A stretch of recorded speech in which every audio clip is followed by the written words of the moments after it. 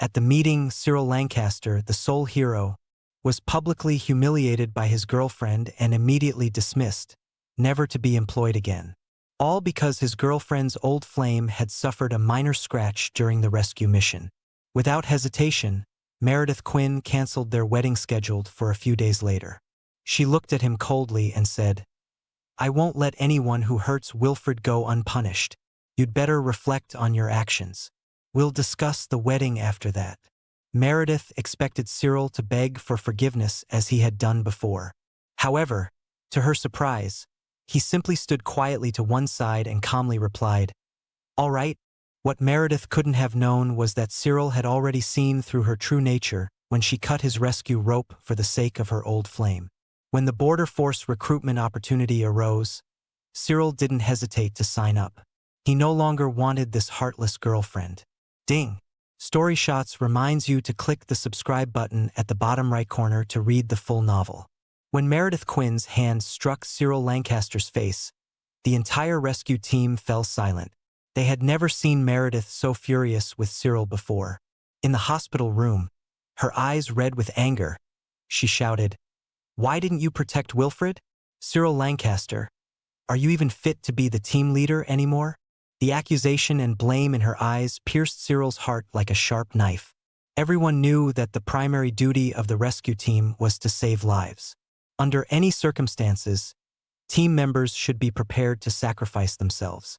But in Meredith's eyes, Cyril was at fault for not protecting Wilfred Copeland.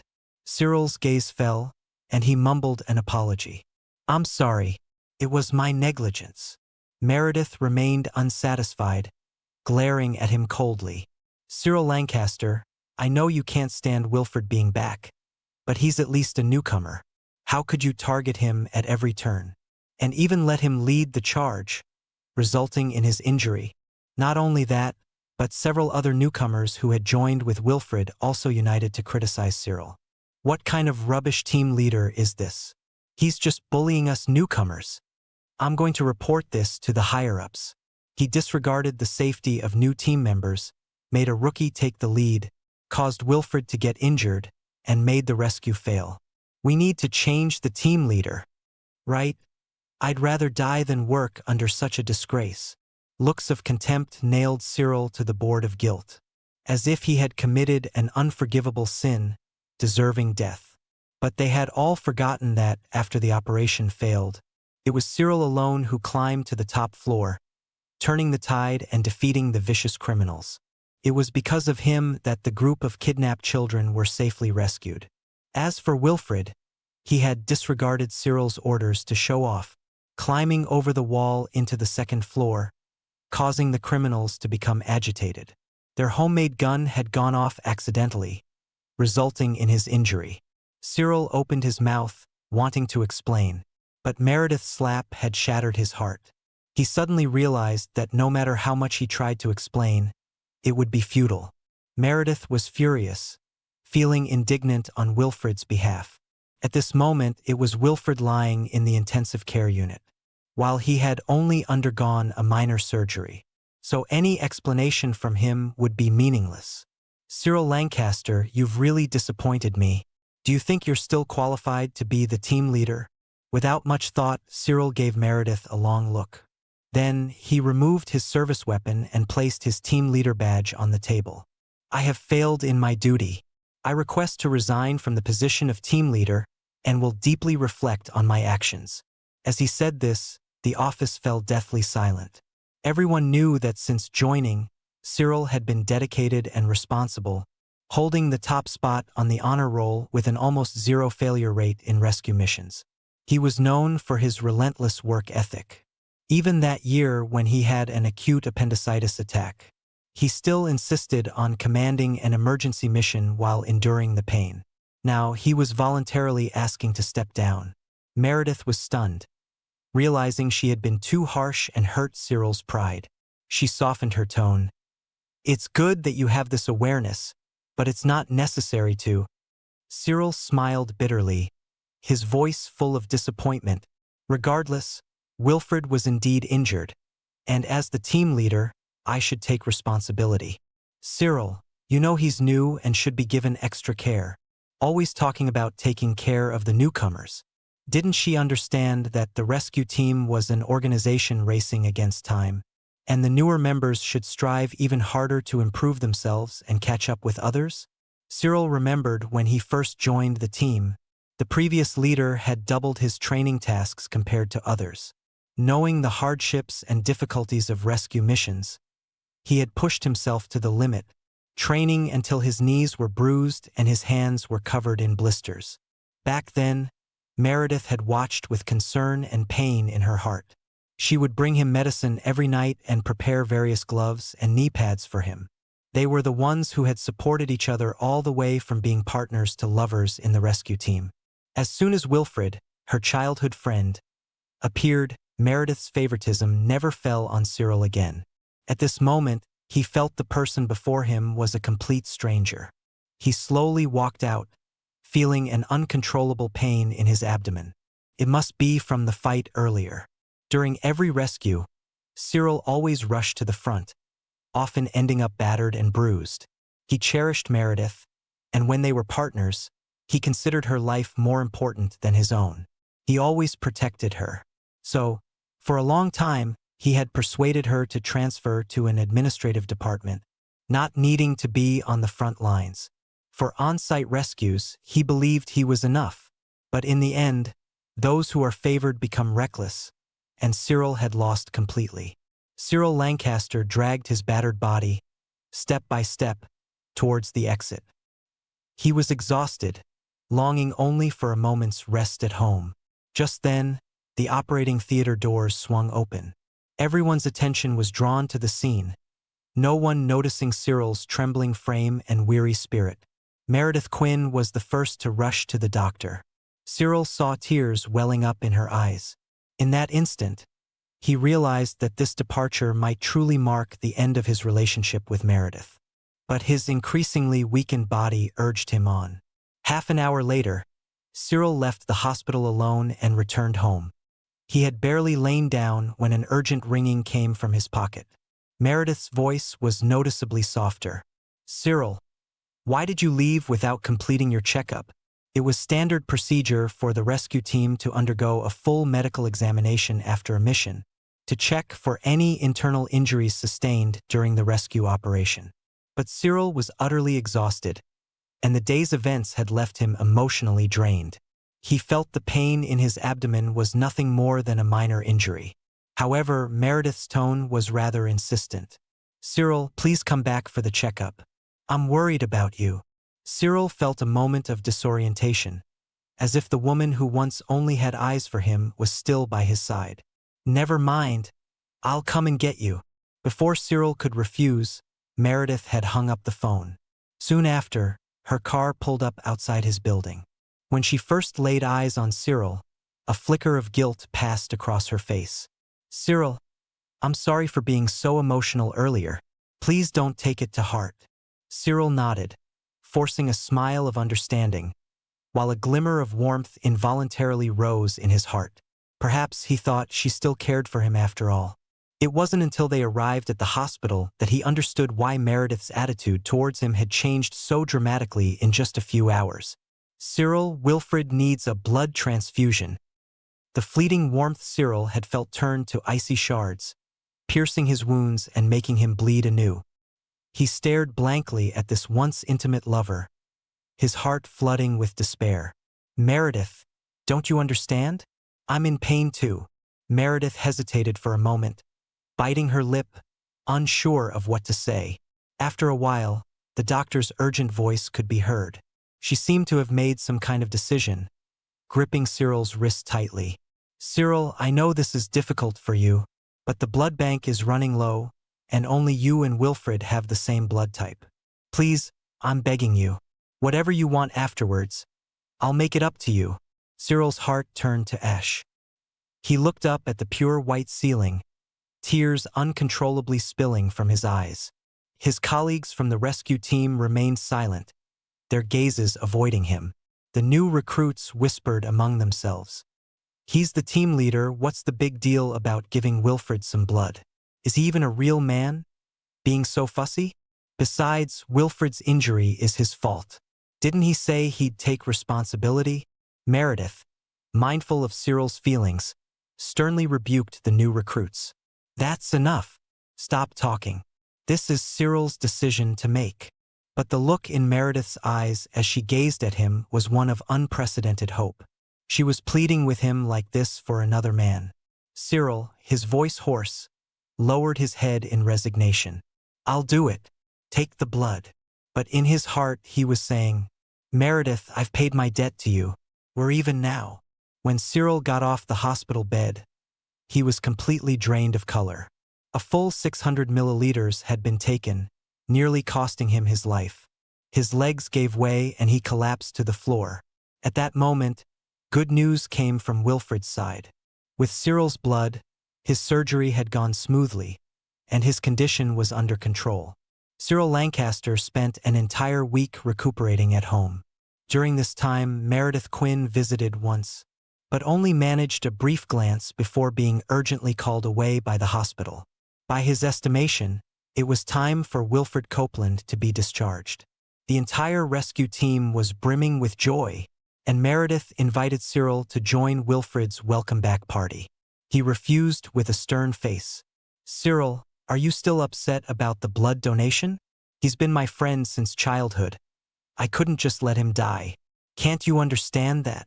If you're going to be jealous about this, I can only say you're overthinking it.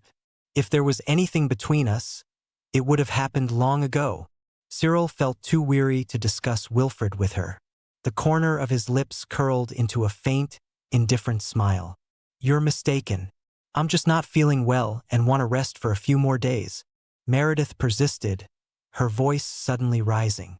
Cyril Lancaster, how long have you been resting? Isn't it a bit much to not even give Wilfred this small courtesy? Cyril was utterly speechless, waving his hand impatiently. Fine, I'll go. He might as well consider it a final gathering before parting ways. After all, there were still quite a few dear mates in the team he'd find hard to leave behind. At the welcome-back party, Meredith surprisingly didn't sit next to Wilfred, but instead tended to Cyril the whole time. Whether out of guilt or something else, he couldn't tell. Cyril lowered his gaze, silently accepting her attention, though his heart no longer stirred even slightly. Seeing Cyril's poor complexion, Wilfred approached, putting on an air of deep gratitude. Captain Lancaster, if it weren't for you, I'd be gone. From now on, you're my brother, my real brother. Let me toast to you. Suddenly, Meredith sprang up, her face slightly flushed with excitement.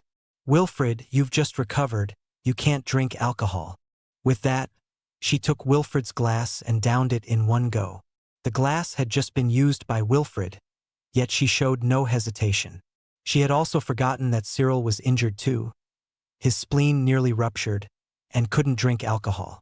The people at the table exchanged awkward glances, the atmosphere instantly freezing.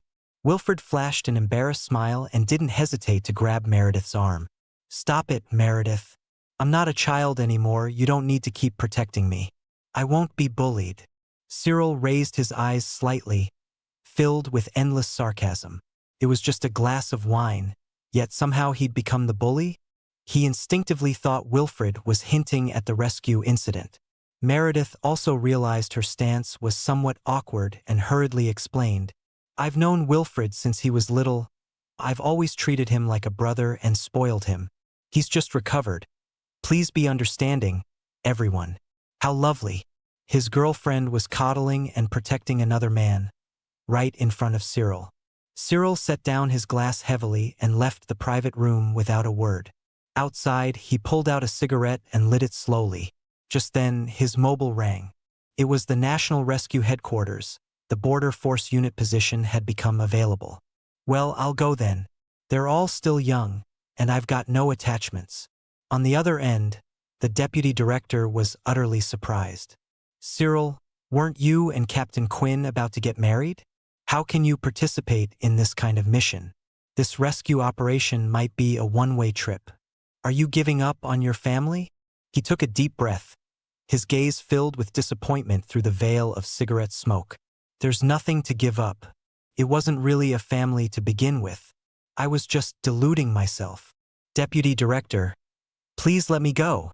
At that moment, Meredith had followed him out unnoticed. She peered at him curiously. Cyril, who were you talking to on the phone? What do you mean by letting you go? Where are you going?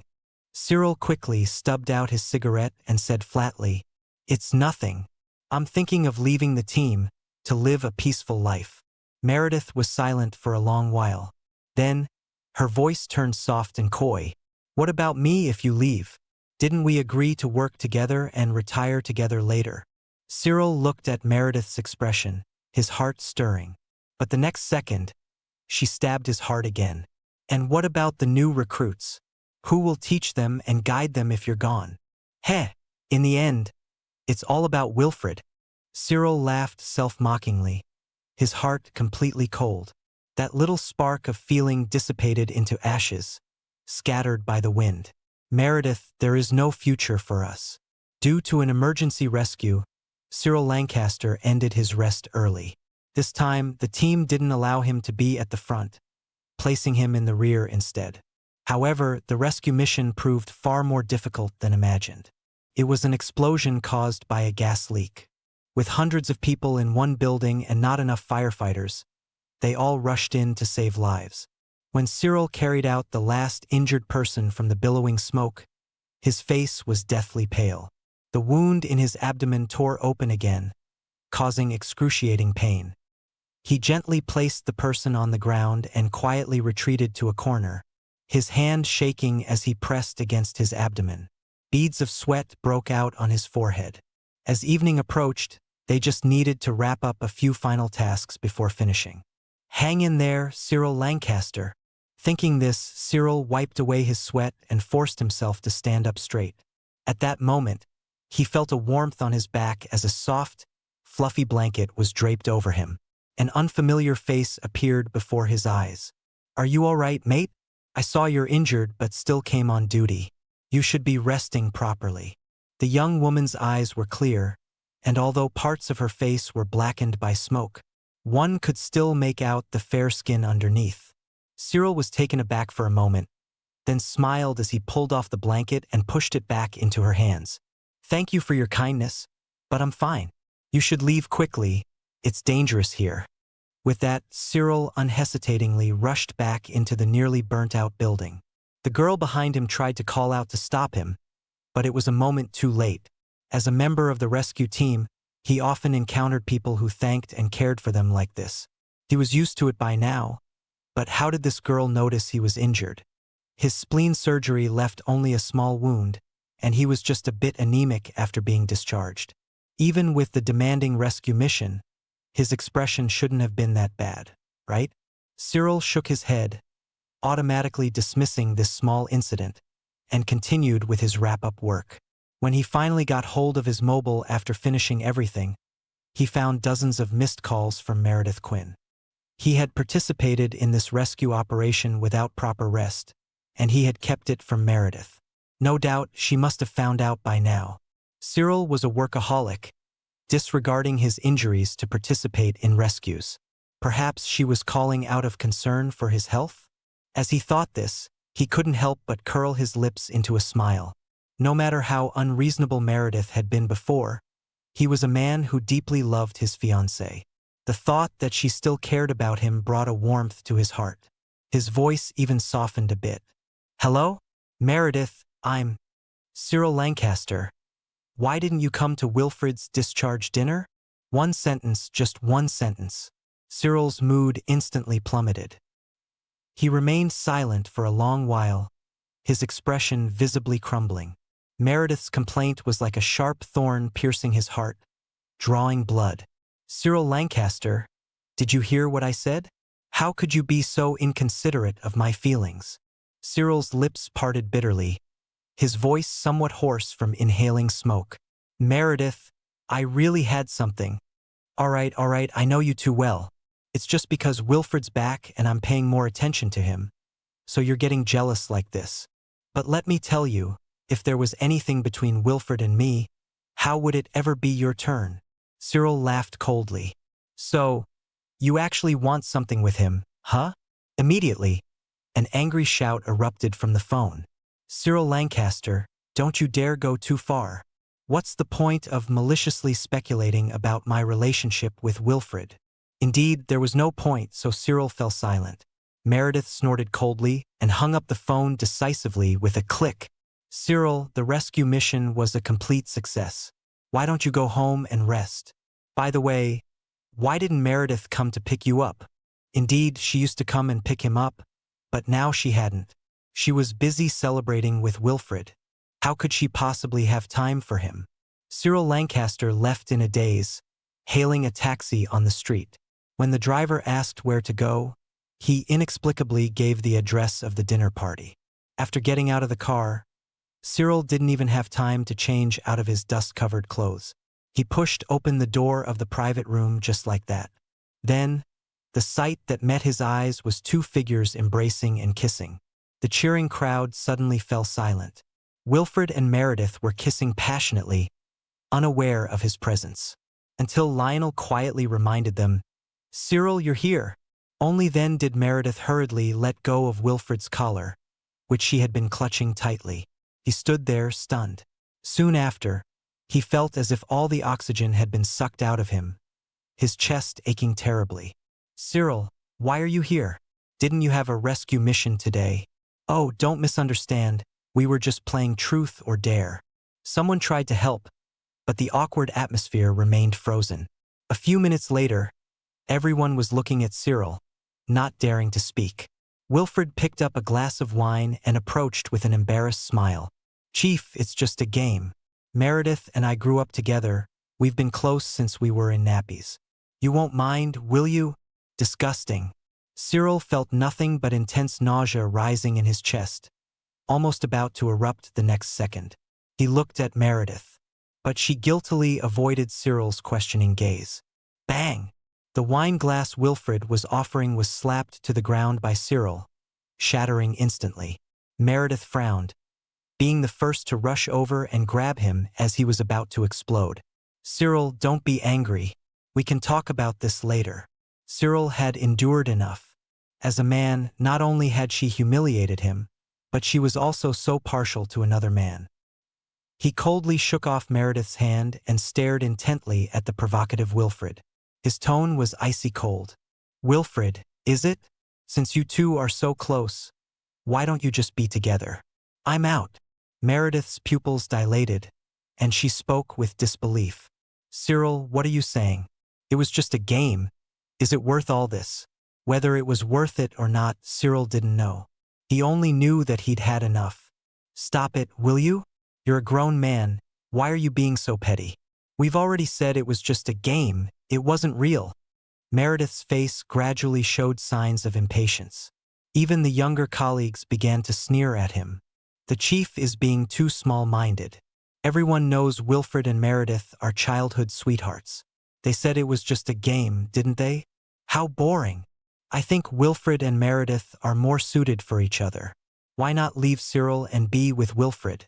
Who wants a selfish person as a partner?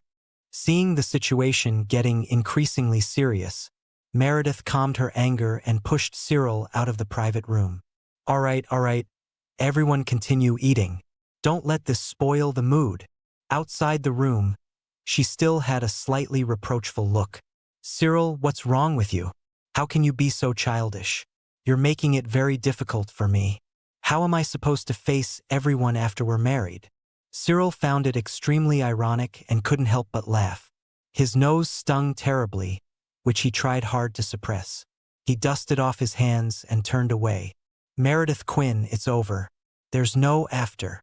You lot carry on." Meredith was about to grab Cyril when Wilfred's voice stopped her in her tracks. The dinner party lasted well into the night. Meredith Quinn knocked on Cyril Lancaster's door in the early hours of the morning. As soon as he opened it, Cyril was hit by the strong smell of alcohol. Meredith threw herself into his arms, her face flushed and her voice full of remorse. "Cyril, my parents have always favored Wilfred since we were children, so they've always told me to look after him. He's only like a brother to me. Please don't be angry anymore. I swear I'll never have anything to do with him again." Cyril frowned and tried to push Meredith away, but she stood on her tiptoes and kissed him. Meredith's passionate demeanor didn't seem fake. It looked like she was genuinely trying to apologize. Cyril felt conflicted. He thought it was all in the past, the engagement was off, and he had moved on. But he had underestimated his feelings for Meredith. As soon as she cried, his heart softened. Cyril sighed and carried the drunk Meredith, who was like a rag doll, to bed. He gently tucked her in and left the room, spending the night on the sofa. The next day, Meredith woke up in Cyril's house. To win him over, she prepared a loving breakfast early in the morning. Cyril picked up his fork, feeling his days of frustration finally starting to ease. "Cyril, I know you didn't mean it when you called off the engagement before. You still love me, don't you?" Cyril kept his head down, focusing on his food, not wanting to respond. Meredith's eyes lit up with joy. "I've already talked to my parents. Why don't we go home today and discuss our wedding plans?" He paused eating and looked up at Meredith seriously. "Meredith, do you really want to marry me?" "Of course I do." "Hey, Cyril, are you having second thoughts again?" Cyril felt relieved. He put down his fork and smiled genuinely. It was as if the girl who loved him had returned. What more could he ask for? After Meredith left, Cyril secretly bought a bunch of gifts and a pair of wedding rings. When he happily knocked on Meredith's family's door, it was Wilfred who answered. "Mr. Lancaster, welcome. Please, come in." He greeted Cyril like he owned the place. Cyril stood frozen, creating an awkward moment until Meredith came and took his arm, leading him inside. At the dinner table, Wilfred sat next to Meredith, which was quite irritating. It was clear that Meredith's parents were very fond of this man, constantly putting food on Wilfred's plate and treating Cyril as if he were invisible.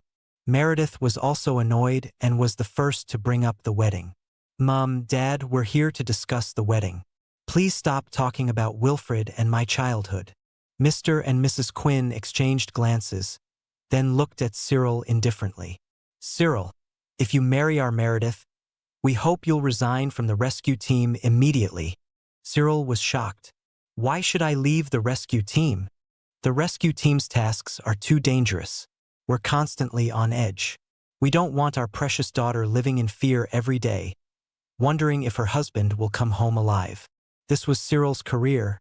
More than that, it was his lifelong dream. He couldn't give it up.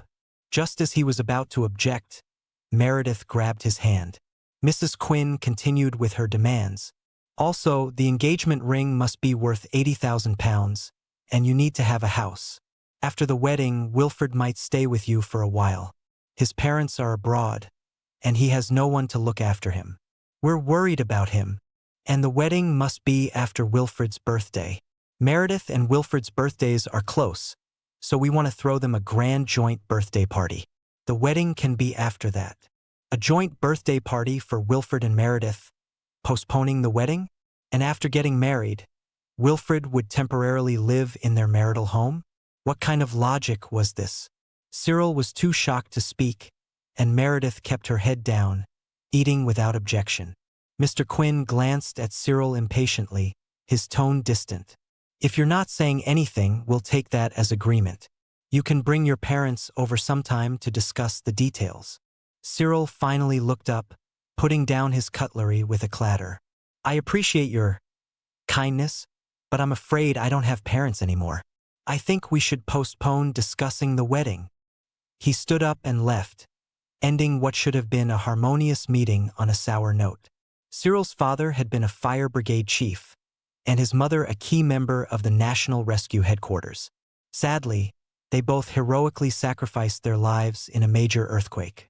Meredith knew about this, yet she hadn't even mentioned it to her parents. This meeting was nothing short of an insult to Cyril. His last glimmer of hope was once again shattered into pieces. Cyril Lancaster and Meredith Quinn had been giving each other the cold shoulder for over 10 days.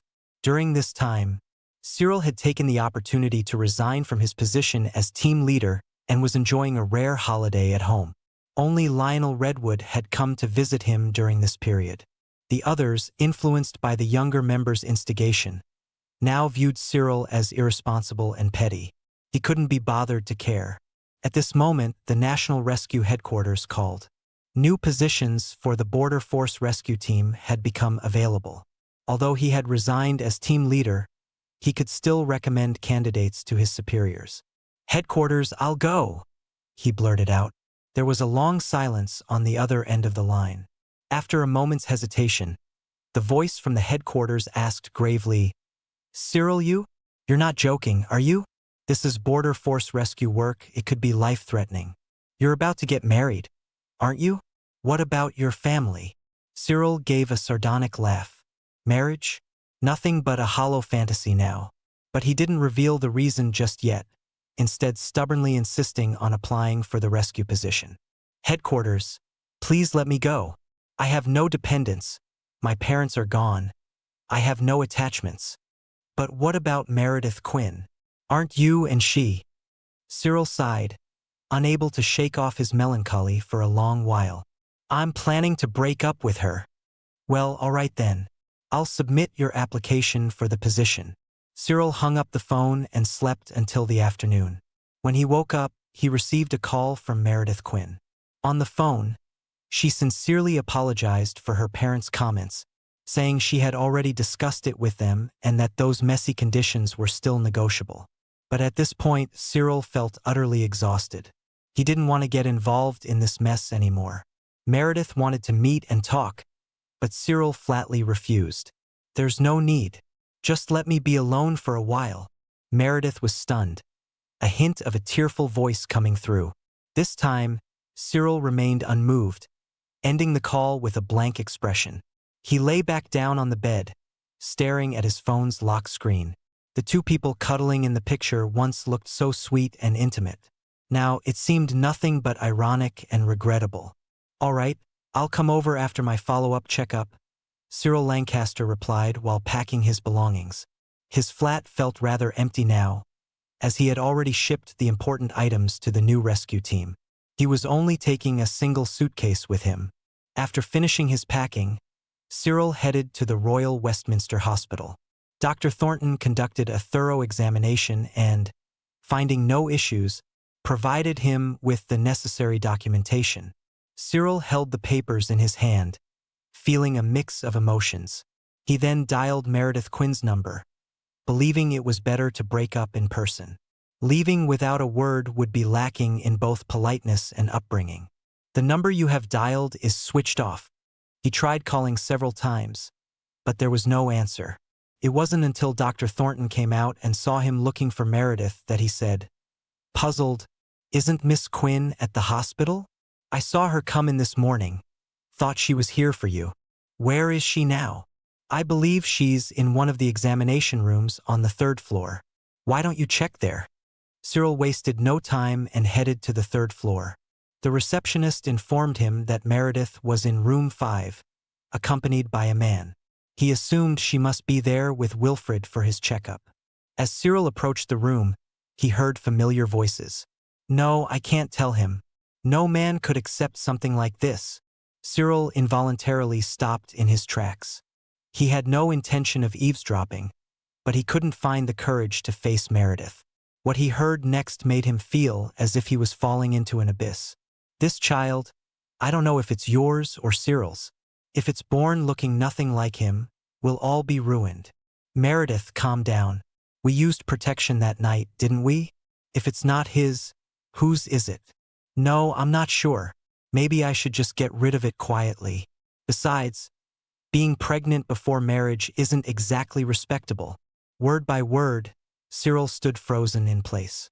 Their conversation was like a bomb that had shattered his heart into pieces. He couldn't help but grip the doorframe, his fingertips turning red from the pressure. A feeling of despair instantly spread throughout his body. His feet felt like they weighed a ton, unable to take a single step. "Mr. Lancaster? Did you find Miss Quinn?" Dr. Thornton's arrival broke Cyril's trance. He hastily wiped his face, only then realizing his hand was wet with tears. He had been crying without even noticing. "Oh, no, I haven't. Never mind, I'll call her later. I'm leaving now." He fled the scene, feeling like a complete fool. Meredith Quinn had an affair. She was pregnant, and it was unclear whether the child was Wilfred Copeland's or Cyril Lancaster's. Cyril Lancaster left the Royal Westminster Hospital in a daze, running down the street as if fleeing for his life. The hot wind slapped against his face, drying the tears he couldn't hold back. He felt his vision becoming increasingly blurred, his legs growing heavier. With a loud thud, Cyril tripped heavily on a step. He blinked hazily, feeling a sticky liquid trickling from his forehead into his eye socket. The pain was so intense it made him shiver. But it wasn't his eyes that hurt, it was his heart. "Hey, are you all right? Someone help. A man has collapsed." Cyril's last memory was of the chaotic footsteps and voices around him. He woke up in the hospital, instinctively closing his eyes against the harsh light. Then a beautiful face leaned in close. "You're finally awake. Thank goodness." The girl in front of him looked familiar, but he couldn't quite place where he'd seen her before. She looked at Cyril and pointed to herself with a smile. "Don't you remember me? During that explosion and fire not long ago, you rescued me. Today, I saw you collapse and called 999. She was the woman who had draped a blanket over him when he was barely able to support his weakened body. She chattered on, expressing her gratitude. Cyril finally couldn't help but smile, saying softly, "I'm the one who should be thanking you." The girl looked pleased and lowered her eyes shyly. Fate works in mysterious ways. No sooner had she left than a familiar figure appeared outside the ward. Meredith Quinn stood backlit, making Cyril feel utterly estranged from her. She rushed to the bedside. "How did you end up fainting and being brought to the hospital? If it weren't for Dr. Thornton, I wouldn't have known." Until Cyril discreetly pulled his hand out of Meredith's grip. Meredith's expression visibly became awkward. "What's wrong, Cyril?"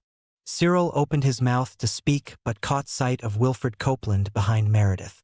He closed his eyes and turned his head away. Meredith stayed to look after Cyril. She fell asleep with her head on the bed, her hand covering Cyril's foreline to warm the medicine. To anyone watching, she appeared to love Cyril to the bone. But only Cyril knew it was all fake. Her phone kept vibrating on the bedside table. Meredith slowly opened her eyes. She glanced at Cyril, then frowned as she declined the call. But the phone wouldn't leave her alone, ringing again and again. After a long while, Meredith looked at Cyril with a troubled expression. "I'm sorry, Cyril. There's something urgent at the station. I'll be right back. Will you wait for me?" She stood up and left hurriedly, bumping into someone at the door. It was the chief of the National Rescue Headquarters. "Oh, Miss Quinn, it's you." Cyril quickly sat up to greet him, but the chief waved his hand. "Cyril, you might have to go earlier than planned." Meredith's hurried footsteps stopped this time. She asked in confusion, "Go where?" "Cyril, where are you going?" Cyril glanced at the chief and forced a smile. "It's nothing, just a small mission." She pondered for a moment, her voice neither warm nor cold. "All right then, I'll wait for you to come back." But she didn't know that she would never see Cyril again. After Meredith left, Cyril pulled out his foreline and threw back the covers. "Let's go, Chief. I'll just grab my bag and we can set off." Cyril Lancaster left with unwavering determination, without a hint of hesitation.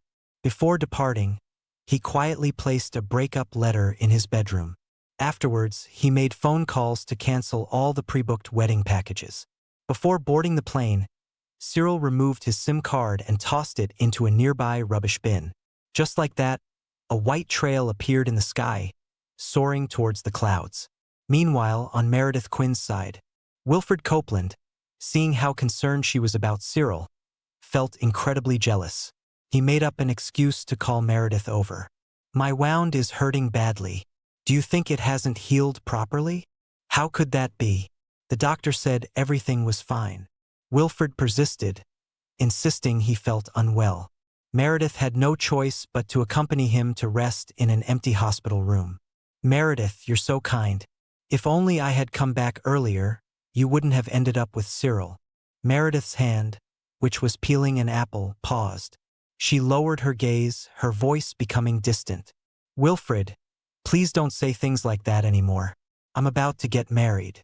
Out of our past friendship, I care for you and worry about you, But you need to understand that we can never be together again. I love Cyril. Do you understand? At that moment, Cyril received the answer he had been longing for. Unfortunately, he could no longer hear it. He had already completely given up on this relationship. Wilfred, feeling rebuffed, fell silent. After Meredith finally managed to coax Wilfred to go home, she learned that Cyril had already left the hospital. She stood in the cold wind, glancing at her mobile phone. It was empty, with no calls or messages from Cyril. Suddenly, the uneasiness in her heart grew stronger. So, under the cover of night, Meredith went to Cyril's home. Ding dong. No response. She pressed the doorbell again. Still no answer. She dialed Cyril's number, but it was switched off. Something occurred to Meredith, and she hurriedly left the neighborhood, driving towards the rescue team headquarters. When Cyril wasn't at home and didn't answer his phone, there was a good chance he was at the rescue team. In his spare time, he liked to organize the team's equipment or browse through old rescue records. But today, the rescue team building was also dark and silent. That small reading room didn't have its usual light on. The unspoken desolation made the night seem even darker. Meredith tried calling Cyril a few more times, but there was still no answer. She returned home, feeling anxious and unsettled. Early the next morning, she reported to the rescue team, but still didn't see any sign of Cyril. Cyril Lancaster had resigned from his position as captain, but the holiday was almost over. However, Meredith Quinn hadn't seen him at the rescue team. Early in the morning, after finishing her tasks, she pulled Lionel Redwood aside, intending to ask about the situation. Before she could speak, the rescue team's alarm went off. "Captain Quinn, we have an urgent mission." Meredith didn't dare delay, swallowing the words on the tip of her tongue. Reportedly, several children had gone cycling to a cave and were trapped inside due to rising water from the rain. Meredith quickly gathered the team to formulate a rescue plan. Sitting in the corner, Wilfred Copeland slowly raised his hand. "I want to join too." Meredith glanced at Wilfred and immediately rejected his proposal. "You've just been discharged from hospital and had surgery. You can't participate in the rescue." But Wilfred confidently boasted to Meredith, "Captain, I often went cycling and exploring with friends during my years abroad. I have experience." Several team members began to waver, thinking that having Wilfred along might make the rescue operation smoother. But Meredith still refused him with a cold expression. Half an hour later, the plan was finalized, and the group set off in full force. When they arrived at the scene, Meredith discovered that the cave trapping the children was far more complex than imagined. It wouldn't be easy to handle. Among the rescue team, Cyril Lancaster had the best swimming skills and stamina. Swimming into the trapped position from the cave entrance now seemed extremely difficult. Not only was the cave filled with water, but there were also sharp stalactites that could cause injury at any moment. Meredith was at a loss. Without Cyril, even her own command lacked confidence. "A few of us will go down first. We can all swim and I'll take the lead. I've done cave exploration before," Wilfred said with determination. Meredith hesitated. He had just been discharged and still had wounds. But at this point, there was no other choice. Wilfred looked at Meredith with gentle eyes and smiled. "Don't worry, everything will be fine." So, 3 people went into the water with oxygen tanks to enter the cave and search for the children. An hour later, splashes erupted at the cave entrance as the rescue team returned. Meredith was overjoyed, but her happiness lasted only seconds before she noticed traces of blood in the murky water. She frantically called for the team members to be pulled up. One team member had a huge gash on his thigh, blood gushing out. What happened? How did he get injured so badly? The injured member weakly glanced at Wilfred before passing out.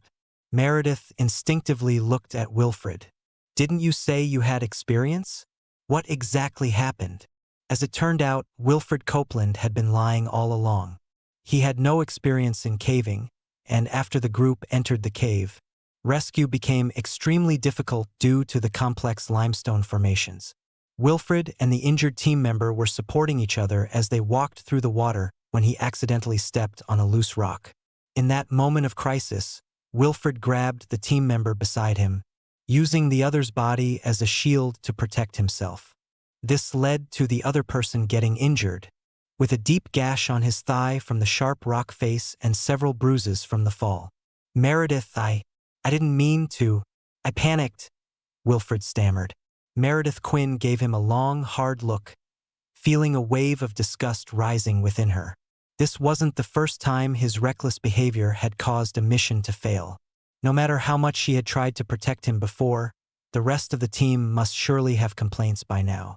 Sure enough, another colleague who had participated in the rescue looked at Wilfred with utter contempt. Quinn, can we send someone else in? How long are we going to waste time like this? Wilfred, both angry and anxious, quickly grabbed Meredith's hand. I've already said I panicked at the time. I promise I can do it this time. That injured guy, it was his lack of experience that got him hurt. Enough! Meredith, who had always been protective of Wilfred, suddenly snapped. Wilfred, you lied about your experience, and you got a teammate injured during the rescue. Isn't that enough? What more are you trying to prove? Wilfred felt extremely wronged and wanted to plead for another chance. But Meredith coldly pushed him away. For some reason, ever since Cyril Lancaster had left, commanding the rescue team had become incredibly challenging. Meredith finally realized just how important Cyril was. When he was around, she rarely had to worry this much. Cyril's professional skills were exceptional, and he was always calm and thorough when giving orders. He was like a pillar of strength for the team.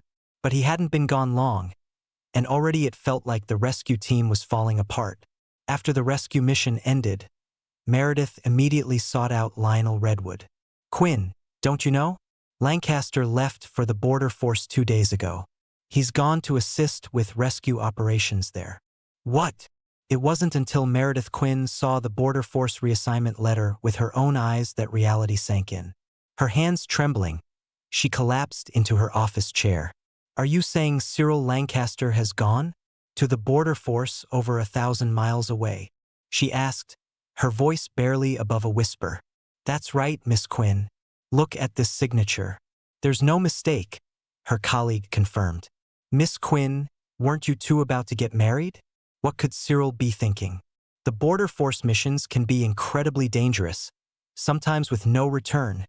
Her heart plummeted to the depths of despair. The unease she had felt earlier now seemed prophetic, churning her emotions into a maelstrom of anxiety. Meredith dialed the National Rescue Headquarters, her fingers shaking as she punched in the numbers. The voice on the other end hesitated. Meredith? I thought you and Cyril had split up. That's why I approved his transfer to the border force. He was quite insistent about it. Split up? That's impossible. He never mentioned anything of the sort to me, she replied, her voice quavering. Well, I'm not sure of the details. Perhaps you should ask him yourself. Of course she wanted to, but Cyril was completely unreachable now. After her shift, Meredith drove straight to Cyril's house. He owned the place, but because he was often away on missions, he kept a spare key with the property management. Meredith was well known to the staff, so they let her in without hesitation. The spacious living room was eerily empty. All the small, personal items had been cleared away, leaving only furniture draped in dust sheets. He really was gone. Meredith stood in disbelief, staring at what had once been such a warm, inviting space. She and Cyril had lived here together for a while when they first started dating. They had been like any normal couple, cooking breakfast together, wishing each other good night. They even got ready for work at the rescue team together. But now, there wasn't a trace of that life left. Cyril, where are you? Come out. This isn't funny anymore. Meredith called out, pushing open door after door, bathroom, kitchen, bedroom. But he wasn't there. All his belongings had vanished. Then, Meredith's gaze was drawn to a letter on the living room table. She picked up the envelope, an inexplicable dread spreading through her body. Meredith, I'm grateful for all the years you've been by my side. I love you deeply, but it seems that fate favors first love over a whirlwind romance. I want you to be happy, so I think it's best we part ways. The words hit Meredith like a bolt of lightning, shattering her heart.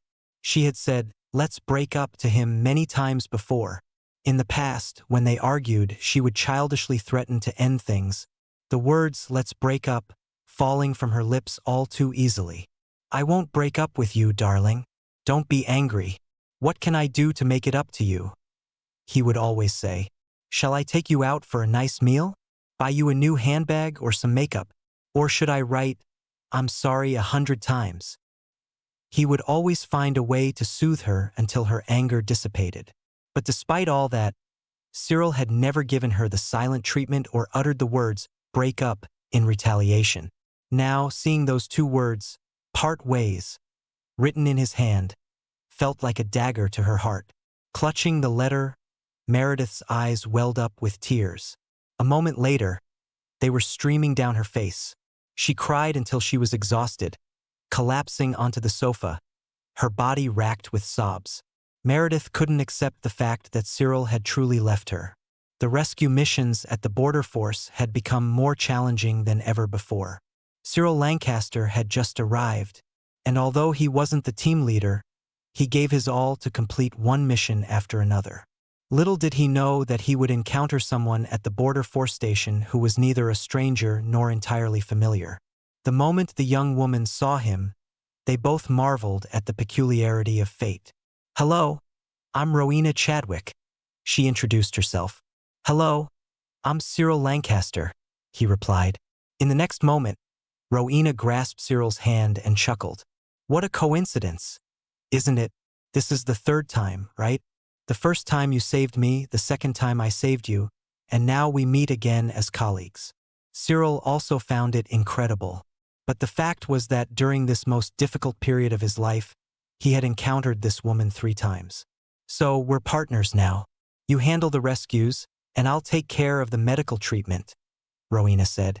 "Indeed. I look forward to working with you," Cyril nodded. It turned out that Rowena could tell Cyril was performing rescues while injured because she was a doctor herself. Her professional instincts allowed her to spot Cyril's unusual condition at a glance. "Cyril, the medical facilities at the border force station are limited. You can't push yourself like before. Save your strength to rescue more people." That night, Cyril took Rowena's words to heart. She was right. Saving more lives would make his future days meaningful. The two of them worked together with remarkable synergy. Rowena didn't have a trace of delicacy about her. Despite the harsh conditions at the border force station, she ate wholemeal bread and wore tweed clothing alongside the rescue team, never complaining about the difficult working environment. "Cyril, the shower in Rowena's room is broken again. Why don't you go and have a look?" Because Rowena and Cyril were partners, everyone naturally liked to tease them as a couple. Whenever this happened, Cyril would laugh it off and deny it. "I'm not good enough for her." But Rowena would blush and mumble, unable to get a word out. When he arrived at Rowena's room, his palms were sweating with nervousness. Rowena stood in the corner, looking helpless and pitiful. Seeing her at a loss, Cyril chuckled, "Don't worry, I'll sort it out. Just stand back a bit." He tossed the spanner in his hand and rolled up his sleeves before crouching down. Fortunately, it was just a loose tap that needed a new washer. However, the water spraying everywhere still soaked Cyril.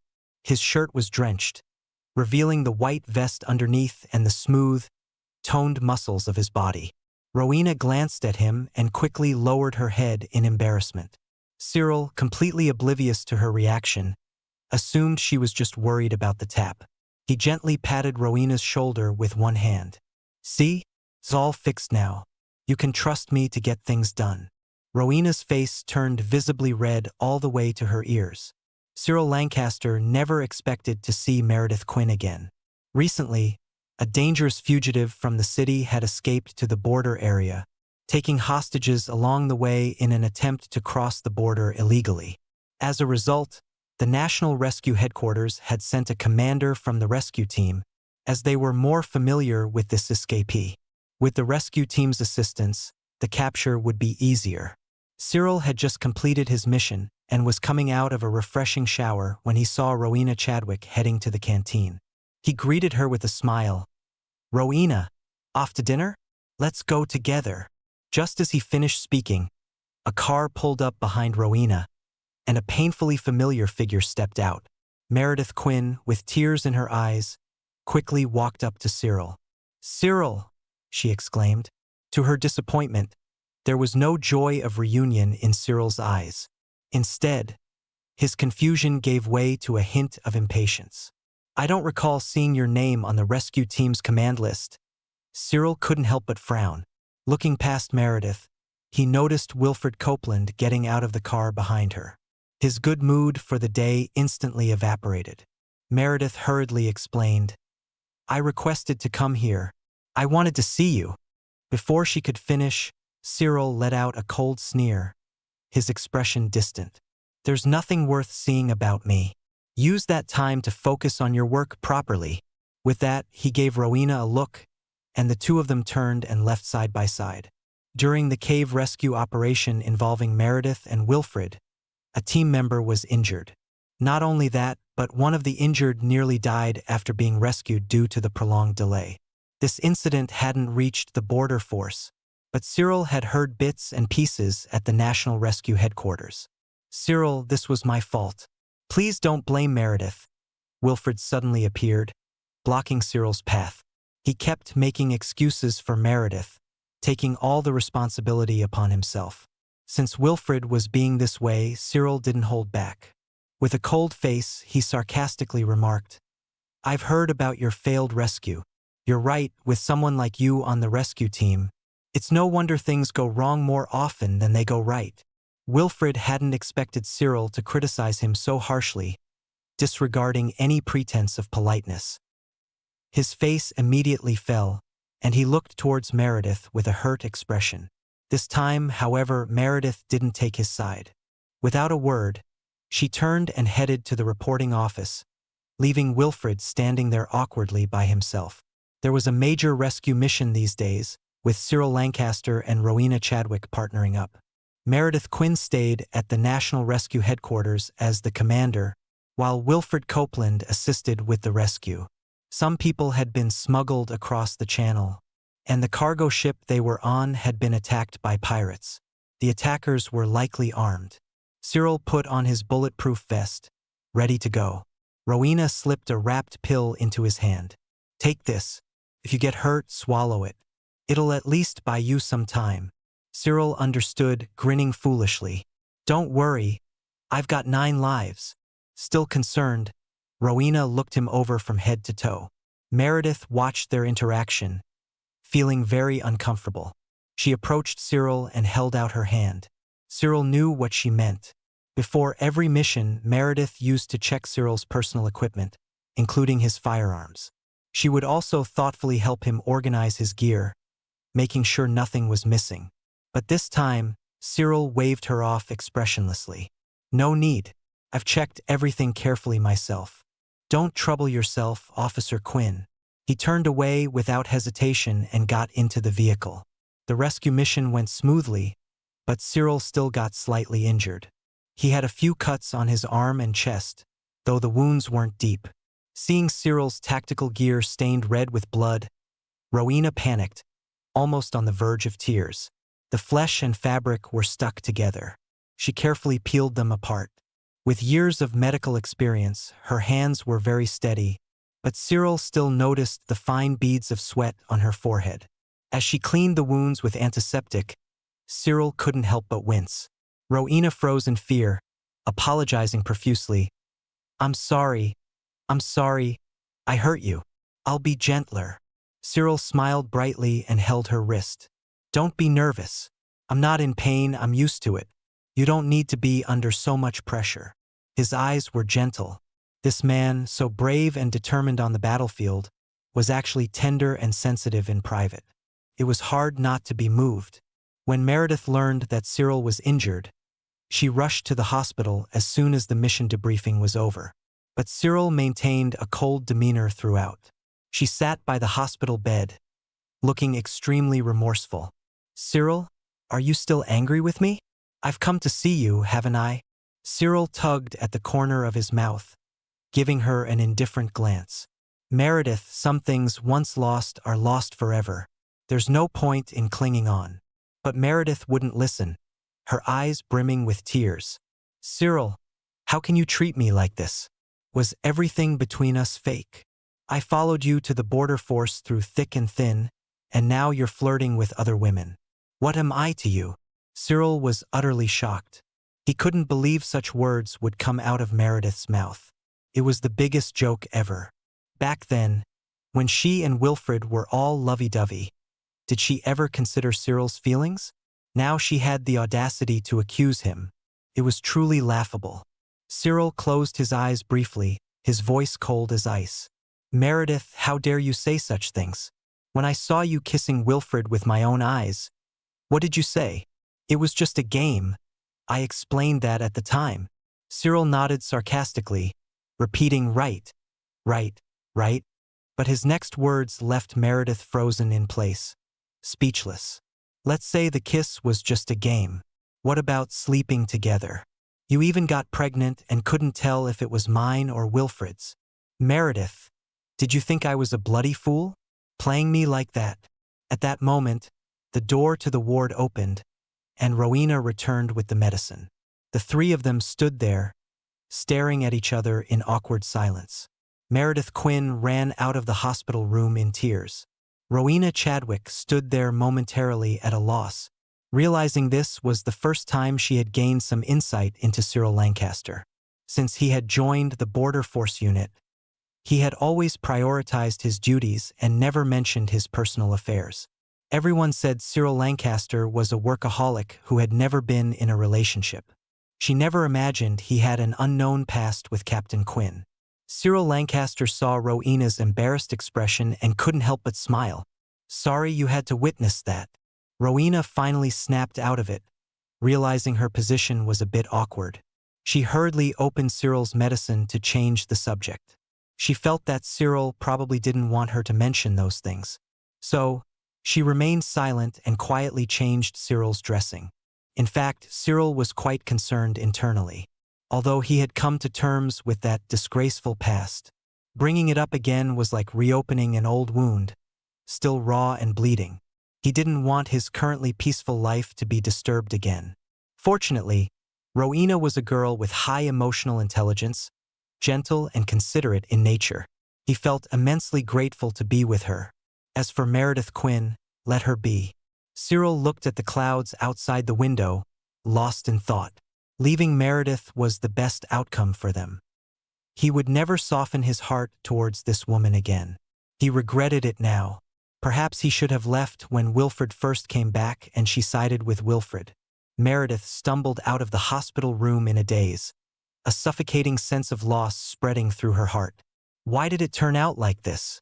Cyril, how could you change your heart? You said you would only love me. How could you? The more she accused, the more wronged she felt.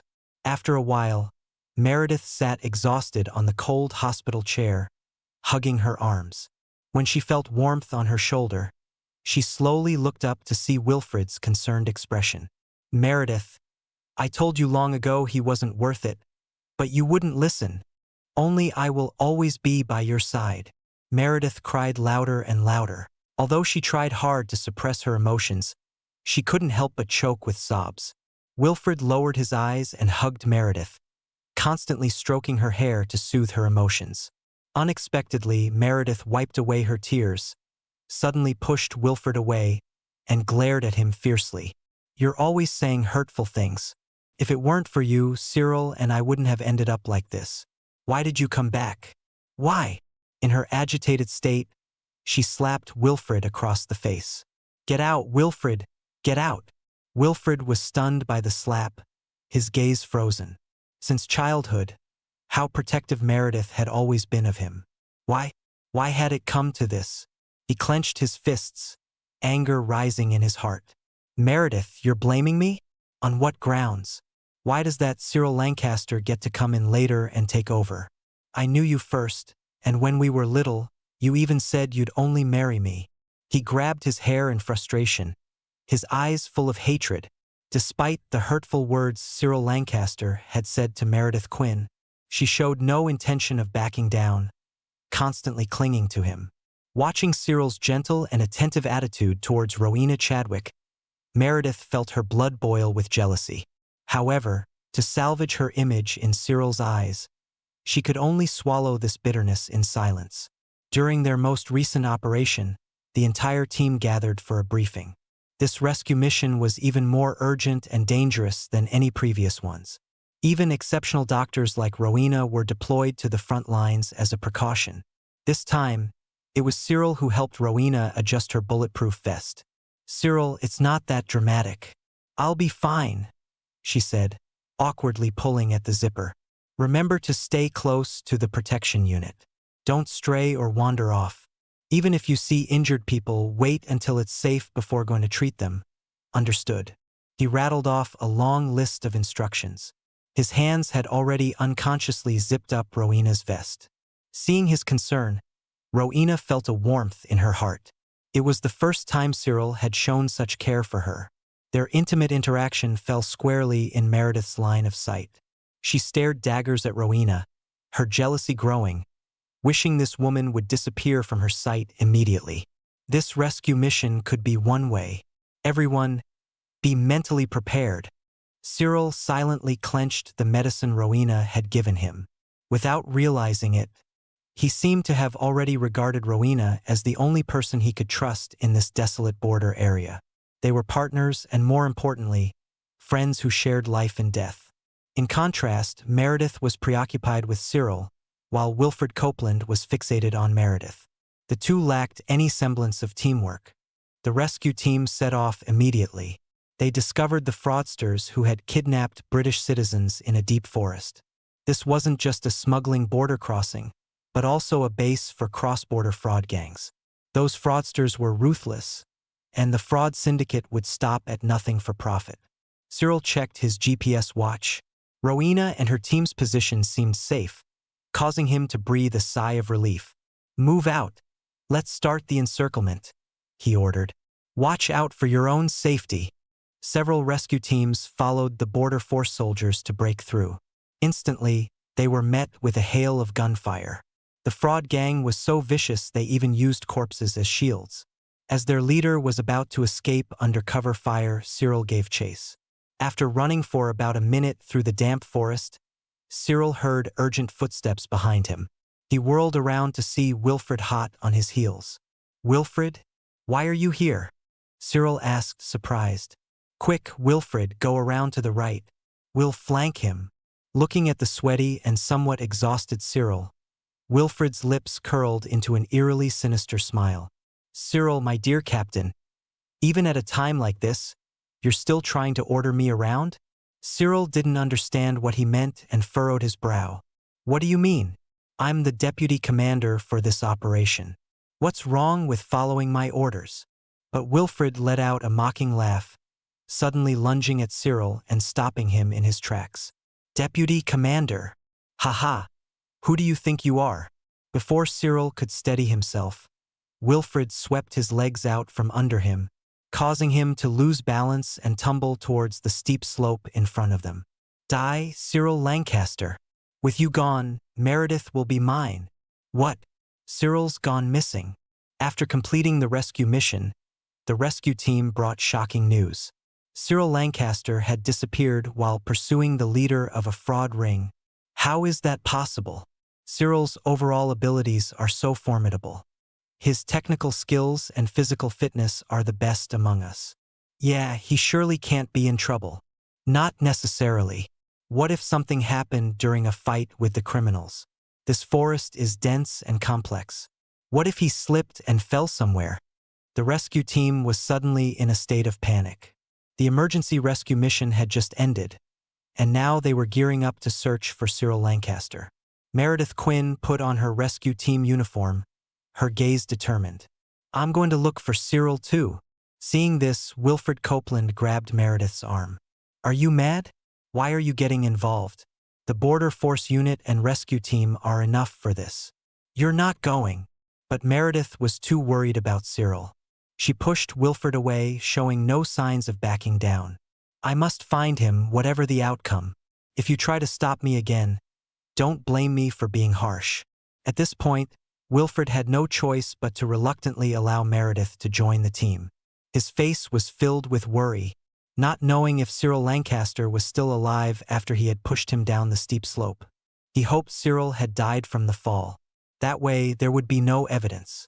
Then Wilfred could be with Meredith without any worries. Meanwhile, Rowena Chadwick was so anxious she nearly burst into tears. She begged the team leader to let her join the search party. The leader was about to refuse when Rowena broke down crying. "I need to see with my own eyes that he's all right. If you don't let me go, I'll sneak off and look for him myself." The team leader had no choice. To be honest, everyone had seen Rowena's feelings for Cyril all this time. At a moment like this, the leader felt a pang of sympathy. "All right then, Rowena. I'll assign 3 team members to go with you. We must be back before dark. Understood? This forest gets misty from night till morning. It would be troublesome if anyone got lost." The group set off in full force to search for Cyril Lancaster. Among them, Wilfred Copeland and Meredith Quinn seemed to have guilty consciences, constantly looking uneasy. The rescue team had been searching for an entire day, and night was approaching. Rowena Chadwick had been walking through the forest for nearly 4 hours. Her clothes were soaked, and her hands and cheeks were slightly scratched by tree branches. "Rowena, it's getting dark. We should head back. We can't continue searching," one of the team members said. Rowena wiped the sweat from her face and crouched on a slope, intently examining the ground. "No, look, this is the medicine I gave Cyril. Brilliant, he must be nearby," she exclaimed. A team member grabbed Rowena's arm. "Since we've found a clue, let's mark this spot and have the captain send a larger team to search. As for you, will you please go back now?" Rowena felt incredibly anxious. The clue meant that Cyril Lancaster was likely to be found. She knew she couldn't stubbornly continue on her own, as it would not only delay the search but could also lead to her getting injured, causing others to worry about her as well. She nodded and cooperated with the team members to mark the slope before the 3 of them turned back. The fog around them grew thicker, and due to exhaustion, Rowena's body began to feel weak. She soon fell behind. By the time she realized she had lost the group, it had become pitch black, with the dense fog completely isolating her from the others. "Lionel! Wilfred!" she called out. There was no response for a long while. Panic rose in her chest, and she began to walk faster, her heart in her throat. Suddenly, Rowena stepped on a rotten tree branch. In an instant, she lost her balance and fell, her body sliding uncontrollably downwards. With a loud splash, Rowena tumbled down the slope, fortunately landing in a water-filled ditch at the bottom. The water cushioned her fall, preventing her head from directly hitting the rocks. As she tried to stand up, supporting her body, she realized that one of her legs seemed to be broken. Pain engulfed her entire body, excruciating and overwhelming. The thick fog, combined with the damp water, left her completely soaked. A shiver ran through her body from the cold. "I need to get back quickly. Staying in this place could lead to hypothermia," Rowena thought, struggling to maintain her composure. She found a thick wooden stick on the ground and used it to support herself as she moved forward. Due to the dense fog, she took each step with extreme caution. Unfortunately, after just a few steps, she tripped over something and fell to the ground. Her palms scraped against a pile of gravel, causing them to bleed profusely. Sitting on the ground, Rowena hazily realized that the object she had tripped over seemed to be a person. "Ah!" She let out a terrified scream. In this remote wilderness, it was likely the body of an adventurer who had frozen to death, unable to find their way out. As she calmed down, her previous fear suddenly turned into joy. The motionless person lying on the ground was none other than Cyril Lancaster. When Cyril Lancaster regained consciousness, he found himself staring at a pitch-black rocky wall. He quickly turned his head to see a small fire flickering with a faint glow. "Where am I?" he croaked, his throat painfully dry. His body ached all over, and the air was damp and cold. Only the small fire provided a hint of warmth. "Cyril! Cyril Lancaster!" A voice called out his name. He saw someone enter the cave, gradually becoming clearer in the light and shadows. "You're awake. You're finally awake." Rowena Chadwick's voice was choked with emotion, her words barely coherent. Cyril chuckled weakly. Here he was, feeling utterly drained, and yet he still had to comfort the young lady? He reached out and gently wiped away Rowena's tears, his tone soft and affectionate. Don't cry, don't cry. I'm fine, aren't I? Too stubborn to die, me." But Rowena seemed completely inconsolable, crying even harder. She spoke through her tears. "How can you say that? You always say you're too stubborn to die, but you keep getting hurt. Who else risks their life like you do? Cyril Lancaster, do you know you fainted from blood loss? If I hadn't accidentally fallen down here and found you, you really would have died, and you're still acting like it's nothing." Cyril felt helpless, but his heart was filled with warmth. He patted the back of Rowena's hand. There. I just didn't want you to worry and be upset, so I pretended it wasn't a big deal. Oh, and I'm in terrible pain right now. If you keep crying, it'll hurt even more."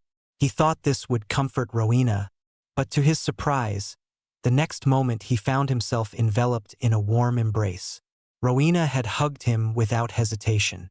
Her movements were gentle, carefully avoiding Cyril's injuries. Cyril's heart skipped a beat, feeling the weight of her emotions.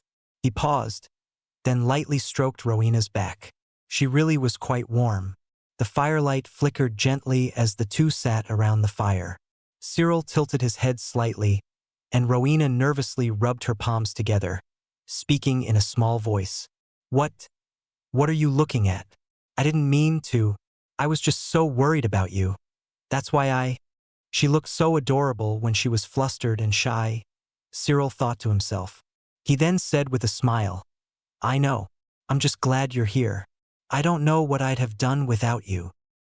His gaze fell on the bandages Rowena had applied to his wounds, and Cyril's heart melted. He felt a happiness he had never experienced before, filling his entire being. There's no signal here. We probably won't be able to leave until daybreak tomorrow. Rowena brushed off some dust as she stood up from beside the fire, but with her broken leg, she couldn't support her own weight. She had barely risen when she began to sway forward. Careful! Cyril reacted quickly, catching Rowena, but the sudden movement caused searing pain as his wound reopened. Rowena hurriedly moved away from his embrace, worriedly scolding. What are you doing? Trying to help me? You've probably torn your wound open again. But how could he stand by and watch his savior fall right in front of him? He did his best to suppress the pain, putting on a cheerful smile. I'm fine. I'd feel terrible if I let you fall. Seeing that Rowena didn't respond, Cyril added another comment to ease her conscience. You saved my life after all. My life belongs to you now. I'll always protect you from now on. Savior. Rowena's eyes dimmed instantly. So, Cyril had only been kind to her because he saw her as his savior? Perhaps he hadn't noticed her true feelings and the emotions she had been hiding all along. The rescue team had been searching for a day and a night.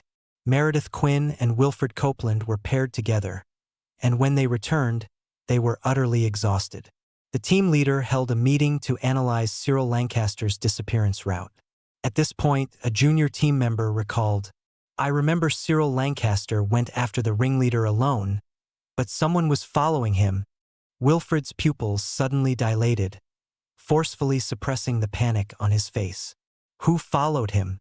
Why are you only mentioning this now? The young team member was deeply regretful.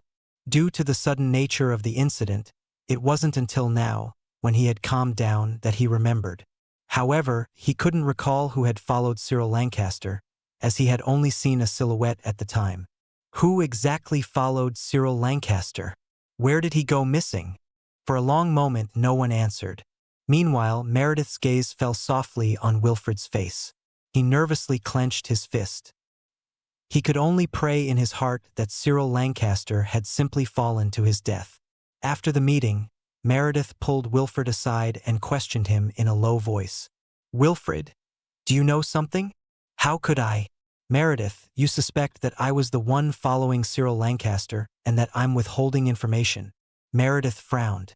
You've never gotten along with Cyril, and that day during the rescue operation, you were with him the whole time." Wilfred pulled a self-deprecating smile, then looked at Meredith with a hurt expression. "No matter how much I dislike him, he's still a member of the rescue team. How could I conceal something like this? Are you saying you don't trust me at all anymore?" "Fine, I swear to God I—" Seeing his resolute expression, Meredith's suspicions dissipated somewhat. After all, it wasn't right to suspect anyone without evidence. Meredith softened her tone, trying to soothe Wilfred's feelings. "I know I shouldn't have doubted you, Wilfred. I was just anxious. I'm sorry." Hearing her say this, Wilfred finally felt his heart settle back in his chest.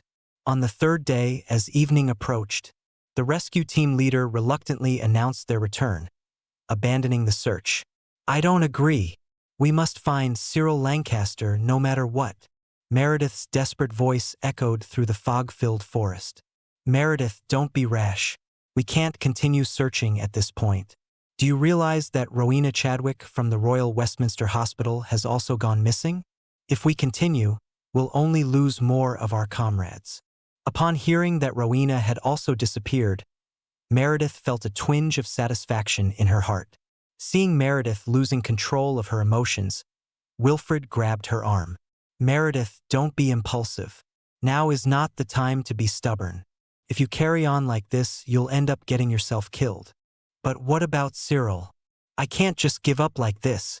"It's all right. The border force station has sent reinforcements with police dogs. They'll surely find him."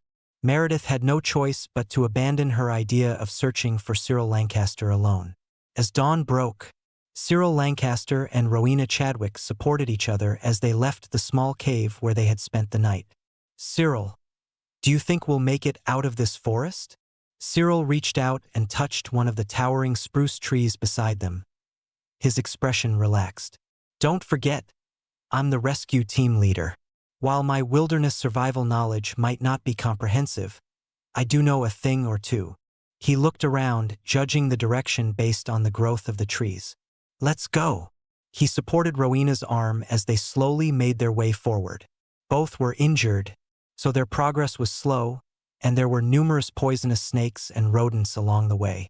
Rowena was so frightened she was nearly in tears, but to avoid letting her low spirits affect their progress, she endured it, though her hand holding onto Cyril was clammy with sweat. "Rowena, wait a moment. Ah, what is it?" As soon as she finished speaking, Cyril crouched down, quickly removed his shirt, tore it in half, and wrapped the pieces around Rowena's trouser legs. "There, now you don't have to worry about snakes. Your trouser legs were too wide. When you walk, they generate too much heat and can attract snake attacks." After saying this, he draped his jacket over Rowena's head, covering her completely except for her eyes. Cyril now stood bare-chested, his well-defined muscles fully visible. Rowena couldn't help but avert her gaze, her delicate face flushing red under his warm jacket. "You've given all this to me, what about you? You're completely exposed." He confidently patted his chest. "Don't worry, I have wilderness survival experience. I can usually sense when there are snakes around, and even if I do get bitten, I still have you, the doctor. I can't let my only lifeline get hurt." Though he said this, he was only interested in her medical skills. But Rowena still felt touched, experiencing a warm sensation in her heart. "Meredith, I don't think Cyril will come back. Perhaps we should give up," Wilfred Copeland said, seizing the opportunity to comfort Meredith Quinn as the entire rescue team felt disheartened. At this moment, Meredith was at her most vulnerable. Wilfred thought that, with a bit of care, she might soften and return to his arms. There was also a chance she would give up on Cyril Lancaster, his bothersome rival. Wilfred held Meredith as they left the rescue team headquarters. Just as they reached the door, the captain's pager went off urgently. Meredith immediately turned, breaking free from Wilfred's embrace. The pager was carried by each team member for emergencies to call for help from headquarters. "It's Cyril's pager. We've got a signal. Quickly, locate it." The captain's words sent shockwaves through the team. The rescue team instantly sprang into action. Meredith let out a long sigh of relief, nearly fainting from excitement. Everyone was overjoyed, except for Wilfred. In an unnoticed corner, his face turned pale, as if he had lost all strength. Despite suppressing his panic and unease, he was so frightened that his hands and feet were shaking. He's really alive? Not only alive but coming back? Meredith rushed over first, only to see Cyril and Rowena holding hands. She darted forward and knocked Cyril's hand away, her voice full of disappointment. "Why are you two together? How could you be holding her hand? Cyril, have you forgotten? I'm your fiancé. How could you be like this with another woman?" The rescue team members were all shocked. When Cyril joined the border force, he had never mentioned having a girlfriend, let alone a fiancé. Holding another woman's hand in front of everyone was a severe blow to her face. Even now, Meredith had no intention of breaking up. She thought that since she had put aside her pride to find Cyril, he wouldn't embarrass her no matter what. But to her surprise, Cyril took Rowena's hand again. He pushed Meredith away, looking serious and somewhat annoyed. His expression showed disgust. "Meredith, we broke up long ago. Why won't you leave me alone?" "Leave you alone? Who will leave me alone then? You want to forget over 10 years of feelings just like that, and get involved with this kind of woman? How can I let go?" Cyril was almost speechless. He hadn't expected her not only to fail to realize that the end of their relationship was her fault, but to turn the tables on him. Rowena, caught in the middle, also looked extremely uncomfortable. She didn't want Cyril to face others' disapproval, so she painfully let go of his hand. "Miss Quinn, I slipped down the cliff and luckily found Cyril unconscious. He was injured, and I had a broken leg, so we had to support each other to get back. Cyril and I... It's not the kind of relationship you're thinking." Meredith looked Rowena up and down. Cyril's shirt was tied around her leg, and his jacket was draped over her shoulders. Moreover, Cyril had returned shirtless, making it very difficult not to wonder what had happened between them. As soon as Rowena finished speaking, Meredith, overcome with anger, slapped her across the face. "Ah!" Rowena was caught off guard and couldn't dodge in time. She took the hit, her cheek immediately turning red. "Shameless woman. Everyone in the rescue team knows your feelings for Cyril. It's ridiculous. Not that kind of relationship. His clothes are off, and it's not that kind of relationship." She was gesticulating wildly, her mind clouded by jealousy. She disparaged and insulted Rowena without restraint. Suddenly, there was a loud bang, as Cyril punched the wall behind Meredith. He had used too much force, and his knuckles were instantly scraped and bleeding. "Meredith Quinn, don't push me to anger. When will you stop? Will you only be satisfied if I disappear completely?" He was furious, gritting his teeth and glaring at Meredith. All the love he once had for her had been consumed by her unreasonable behavior and persistent entanglement, even giving rise to an inexplicable hatred. Cyril's expression turned icy as he took Rowena's hand and limped away. The news about Cyril Lancaster and Meredith Quinn spread like wildfire through the rescue team, becoming increasingly distorted from the truth. Some said that Meredith and Cyril were about to get married, but Cyril abandoned her when she became pregnant. She had followed him all the way to the border force, hoping to win back her love, only to find it was in vain. To make matters worse, Cyril had allegedly started an affair with a doctor from the Royal Westminster Hospital. "Cyril, why don't you explain these things?" Rowena Chadwick fumed. "Don't you know everyone's calling you an ungrateful bastard behind your back?" She knew the truth must be different. Cyril wasn't the type to abandon his wife and child. He was incredibly responsible at work and kind-hearted in private. Plus, after his recent incident, he treated it as a mere accident. But Rowena suspected he was hiding something. Cyril looked indifferent. "What's the point of explaining? People only believe what they see. Meredith did lose a child, and I did leave her to join the Border Force rescue team. But you had your reasons," Rowena protested. Cyril gave a self-deprecating smile. "At this point, people will only believe the underdog.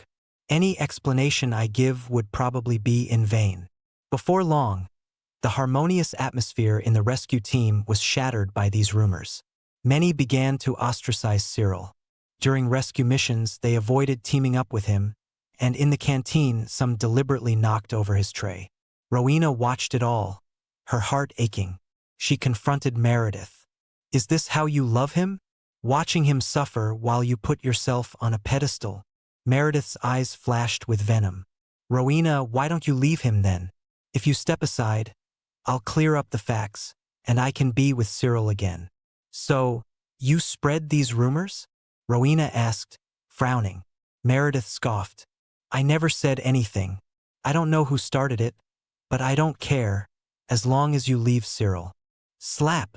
A hard slap landed on Meredith's face, accompanied by a terrified shriek. She glared at Rowena, eyes wide with shock. "Have you gone mad?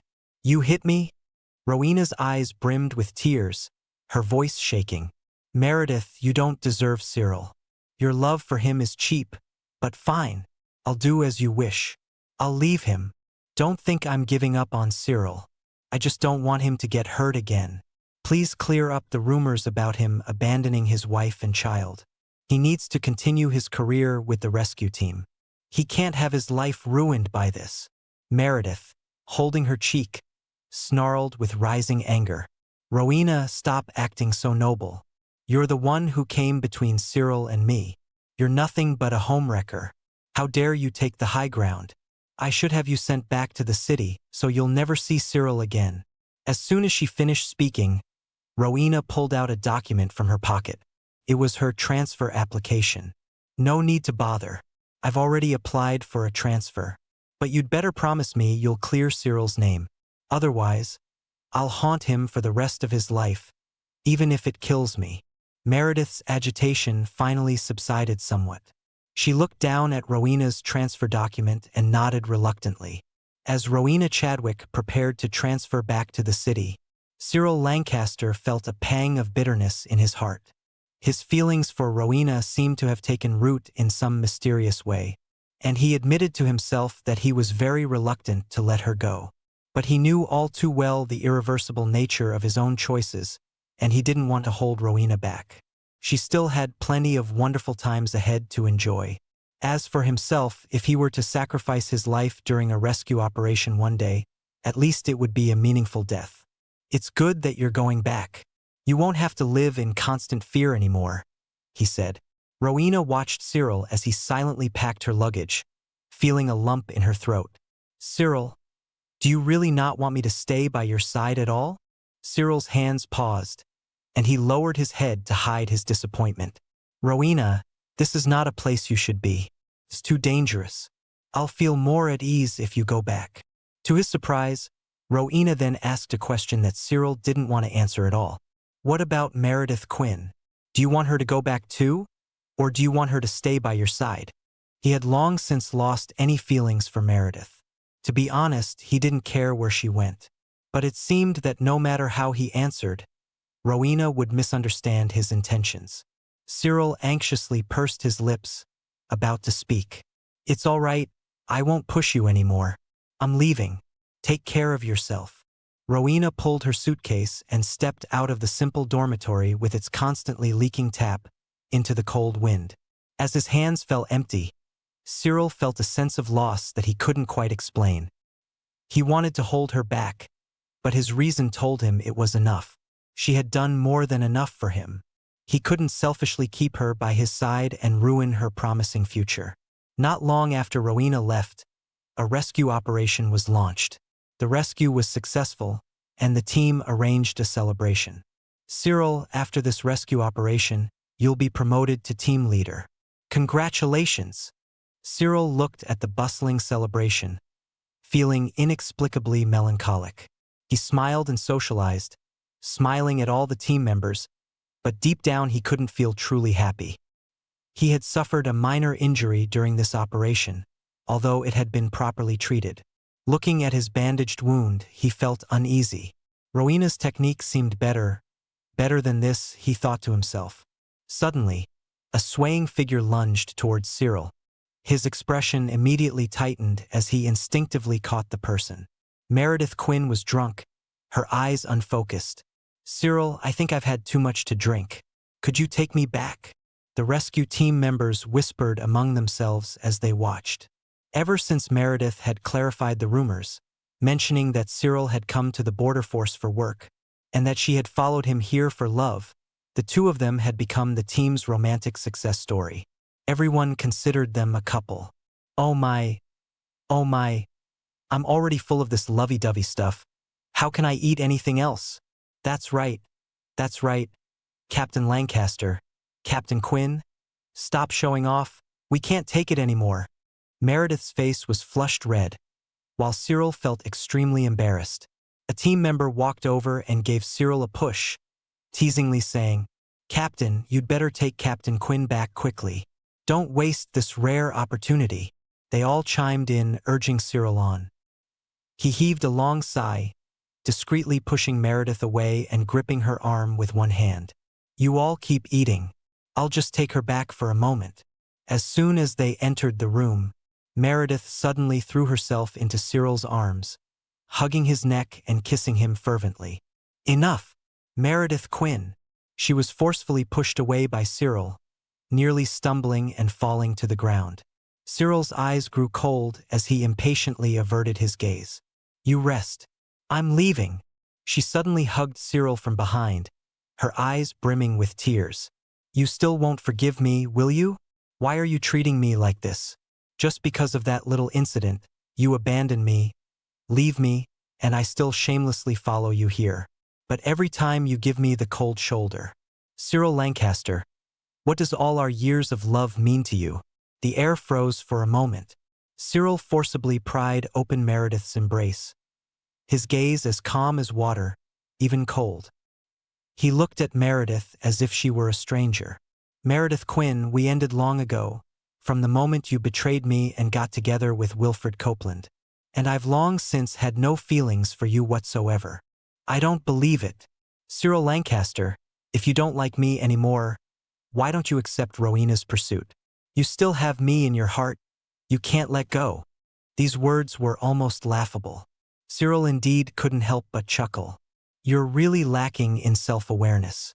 I let Rowena go because I don't want her to suffer here. I respect her choice and care about what she's sacrificed for me. Do you think everyone is like you? Selfish and only thinking of yourself?" These words undoubtedly wounded Meredith once again. Such a proud person as herself, lowering herself for Cyril, throwing herself at him time and time again without regard for her image. In the end, she wasn't even worth a finger of Rowena's. Suddenly, her expression twisted, and she started smashing everything within reach in the room like a madwoman. Her voice grew increasingly shrill and angry. "Who does Rowena Chadwick think she is? She's already left you, gone back, and you still can't forget her. What's that about? She's just a homewrecker who came between us. Without her, we should have been married by now." "Meredith Quinn." Cyril strode forward in one step, grabbing Meredith's collar. His eyes were full of anger. "I won't allow you to talk about her like that. She has never wronged you or me. On the contrary, it's you. When you were in bed with Wilfred Copeland, why didn't you laugh at how ridiculous I was?" At this, Meredith was at a loss for words, no longer having the courage to shout. She collapsed powerlessly to the ground. You knew about that?" Cyril Lancaster had no intention of breaking up Meredith Quinn, or even Wilfred Copeland. Years of friendship made him feel that even if they couldn't remain friends, they would still be colleagues in the future, and some things were better left unsaid for everyone's sake. But he didn't expect Meredith and Wilfred to push him again and again, even hurting Rowena Chadwick, whom he now cared about deeply. Cyril suddenly felt incredibly foolish. These two people were also utterly shameless. That night he couldn't eat or sleep, and for the first time he sent a message to Rowena. "Are you all right? After you went back?" To his surprise, Rowena replied quickly, "I'm fine. Did something happen at the border force?" Before Cyril could reply, Rowena's call came through directly. For the first time, he felt flustered as he fumbled to answer the phone. "Hello, Cyril, are you hurt? Or did the mission fail?" Cyril chuckled wryly. This woman, how could she not wish him well? But in other words, He understood that she had always cared about him more than herself. After all, almost every time they met, he was in danger. Cyril's lips curled into a smile, his heart instantly filled with happiness. "Nothing's wrong. I just wanted to hear your voice." There was a long silence on the other end of the phone, followed by a small cough from Rowena. She never imagined that Cyril, who was usually so quiet and aloof, would say such things to her. But she didn't know that this was Cyril's greatest act of courage. Apart from Meredith Quinn, he had never longed for any woman like this before. She had unknowingly entered his heart, which should have been filled with despair. "Is everything all right with the rescue team? Take care of yourself." I understand. You too." The two chatted idly about interesting recent events. Cyril's lonely mood at the border force suddenly brightened. He suddenly wanted to go and see Rowena, the person he had been thinking about but didn't dare to express his feelings for. The next day, Cyril reported to the unit with dark circles under his eyes. His teammates teased and envied him. TSK, not bad, Captain Lancaster. You've even got dark circles. You're quite the beast. Didn't sleep all night, did you?" The colleague nudged him with his elbow, implying something more. Realizing the implication in his words, Cyril became suddenly angry. "What nonsense are you talking about?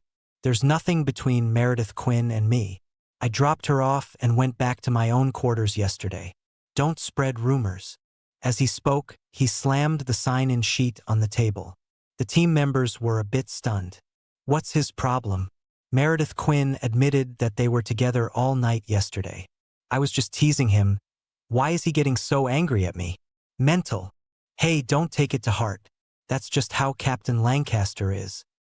He's probably just embarrassed because he's introverted." For a moment, an awkward atmosphere filled the unit. Cyril stormed off after his outburst, not hearing the complaints behind him. Little did he know, Meredith Quinn had already spread rumors all over the rescue team about them sleeping together. She wanted to use this opportunity to force Cyril to comply. That day, Cyril Lancaster's long holiday request was finally approved. He signed the form with delight, then took out his phone to message Rowena Chadwick. "I can come back now." But after typing half the message, he hesitated for a few seconds and decided to delete it. He wanted to surprise Rowena, so he planned not to tell her about his return just yet. Meredith Quinn continued to pester Cyril shamelessly. He wished he could avoid her 24 hours a day. He kept thinking that once he was on long leave, everything would be better. He could go back to find Rowena and explain everything to her clearly. The Border Force Unit's mission period was also coming to an end soon. He could retire in a year or two. This time, he really wanted to take a good rest and consider his future life plans. However, Meredith Quinn seemed unwilling to let him go. She spread rumors behind his back that Cyril was coming home on leave to marry her. Besides that, she also made up stories about Cyril avoiding her due to pre-wedding jitters and shyness. Cyril was completely in the dark about all this. His mind was focused on missions and work, rarely participating in the rescue team's gossip chats. Even in the chat groups, he always had notifications muted. "Are you really going back to find that Rowena Chadwick?" When Meredith came to confront him, Cyril had already started packing his things. He couldn't be bothered to deal with Meredith and silently continued packing his belongings. "Cyril Lancaster, I'm talking to you. Are you gonna find that bitch Rowena? Is that why you're so eager to go back?" "Yes." Cyril looked up and gave Meredith a cold, distant glance. "If there's nothing else, could you please not enter my room without permission? People will start gossiping again if they see you here." Meredith felt deeply hurt, her heart in tatters. She strode over quickly, grabbed a pile of Cyril's clothes and threw them all over the floor. She screamed with all her might, now resembling an abandoned, bitter wife. "Cyril Lancaster, I won't allow you to go find her. You can't leave. I've already told everyone we're getting married. I won't let you do this." The atmosphere suddenly turned ice cold. Cyril lowered his eyes, crouching down to slowly put his clothes back into the suitcase one by one. When Meredith tried to snatch them away, he no longer showed any courtesy and shoved her away forcefully. She was pushed hard, slamming against the wall with a large bump forming on her forehead. Tears instantly streamed down her face. She cried heart-wrenchingly, continuously cursing Cyril for his cruelty. But these curses seemed to be automatically blocked out by Cyril. His face remained expressionless, showing not the slightest emotion. Even as Meredith clutched her swollen forehead, crying with a face full of tears, he remained unmoved. When love dies, there's nothing left. His only thought was to escape this suffocating woman. He was truly exhausted. As Cyril Lancaster stepped off the plane, he made sure to purchase a bouquet of flowers. The journey to see the one he loved seemed to make even the wind taste sweet. At 7 p.m., his flight landed. He had discreetly inquired earlier and learned that Rowena Chadwick was working the night shift today. So, braving the cold wind, he stood waiting outside the Royal Westminster Hospital. Waves of doctors left the hospital, but there was no sign of Rowena. Cyril had to go to the reception to inquire, only to find out that an emergency patient had just been brought in, and Rowena was in surgery. He waited and waited. The flowers were beginning to wilt when he finally spotted that familiar figure in the dim light. Rowena, having removed her lab coat, had her hair casually tucked behind her ears, her face free of makeup. She couldn't help but yawn as she walked, looking utterly exhausted. "Rowena!" Cyril's pace quickened. When he reached her, Rowena was first startled, then quickly covered her face with both hands. "What are you doing?" "It's me, Cyril Lancaster." I know. Why are you back?" Cyril thought Rowena didn't want to see him, and his heart sank with disappointment. "Do you not want to see me?" To his surprise, Rowena straightened up abruptly. No, it's just, I haven't washed my hair or put on any makeup. I look a mess. I'm embarrassed to see you like this." Cyril chuckled, finding her utterly adorable in that moment. He placed the bouquet in her arms, then took off his own scarf and gently wrapped it around Rowena's neck. The scarf was a bit large, covering half of her face. "There, now it's not noticeable, right? Shall we go? You haven't eaten, have you? I've made a reservation at a restaurant." Beneath the scarf was Rowena's shy, innocent face. She rubbed her burning ear tips and skipped along to keep up with Cyril's steps. At the restaurant, Cyril didn't say much, content to listen to Rowena talk. He gazed at her rosy cheeks and delighted expression, feeling incredibly happy and fortunate. After dinner, Cyril walked Rowena home. As they crossed an intersection, Rowena, caught up in her chatter, failed to notice an approaching car. "Rowena, watch out!" Instinctively, Cyril reached out and pulled her towards him, enveloping her in his arms. I'm fine." Rowena quickly disentangled herself from Cyril's embrace and stood still. She was too embarrassed to look up, afraid Cyril would see her flustered state. But Cyril quietly took Rowena's hand. "Come on, I want to take you somewhere. I have something to tell you." He led Rowena to the city's largest viewing platform, where they could overlook the entire city's night view. Cyril set down his things and glanced at the time on his phone. "Rowena, did you request a transfer because of me? Was it because Meredith Quinn threatened you, so you transferred back without explaining to me? Or is it that you don't want to be with me?" No, I. Hearing Cyril's words, Rowena stammered, still unable to explain the real reason. She was still hesitant. Cyril sighed and smiled reassuringly. "Just answer yes or no, that's all. Did you voluntarily leave the border force?" "No." "Do you not want to see me?" "No." "Were you threatened by Meredith Quinn, so you came back?" "Yes." Cyril didn't continue, checking the time on his phone again. Then he looked up at the sky. It was exceptionally clear tonight, cloudless, with the night sky filled with brilliant stars. "It's midnight," he murmured to himself, confusing Rowena, who also looked up at the star-studded sky. "Yes, it's midnight. What about it?" Suddenly, a bright light shot up into the night sky, bursting with a boom against the dark canvas. The dazzling fireworks illuminated the city's glittering lights. Rowena's face was bathed in the brilliant glow. "Rowena, I love you. Will you be with me?" What did you say?" Cyril's voice suddenly grew louder as he stood in front of Rowena, shouting with all his might. "Rowena, I said I love you. Will you be with me?"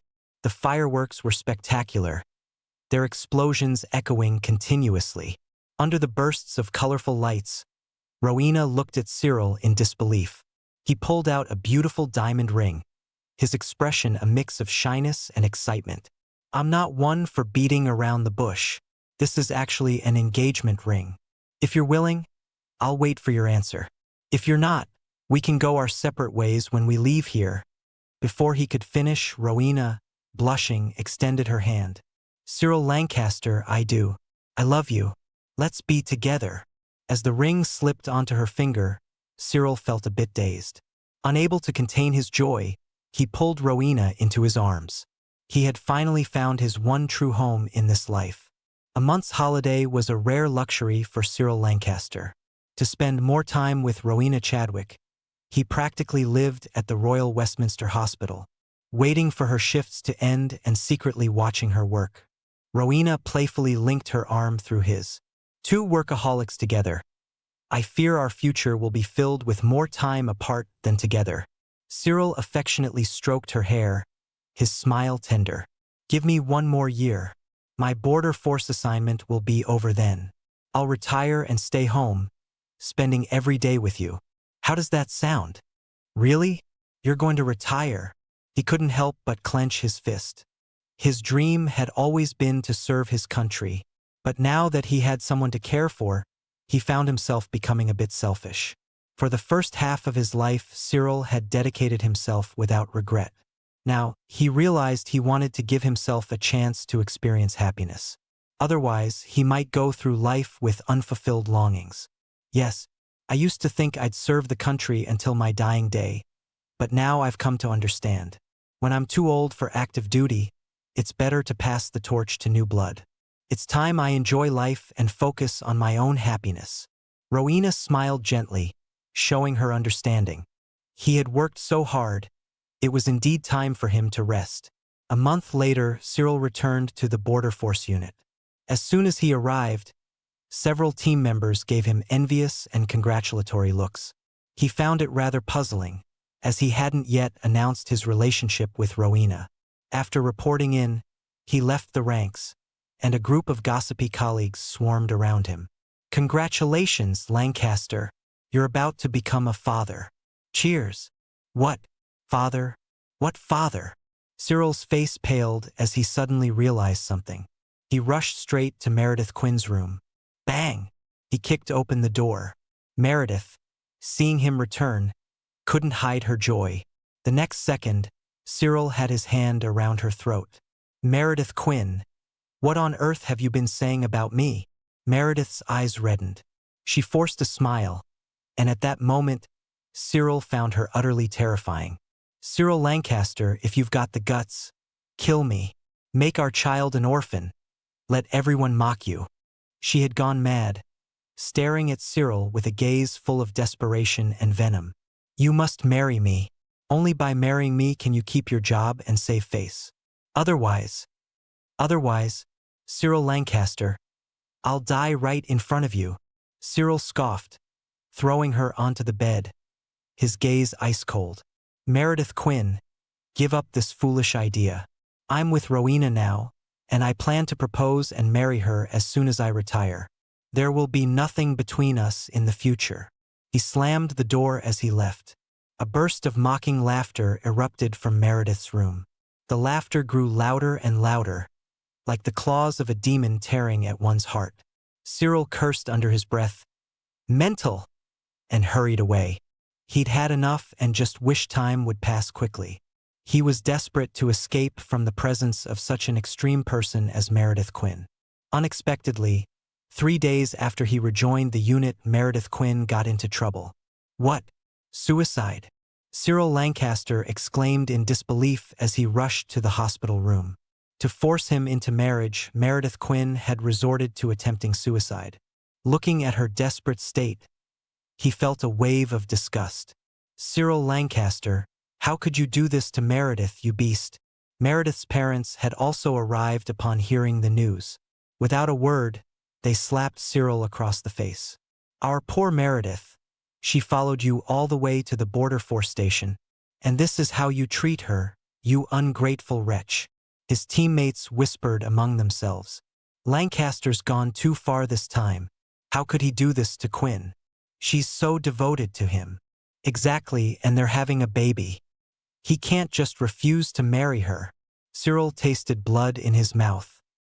He closed his eyes in despair, then looked at Meredith. For the first time, he spoke up to defend his reputation, his words ringing with conviction. Meredith Quinn, are you satisfied now? Is this the result you wanted? Cyril, I just love you so much.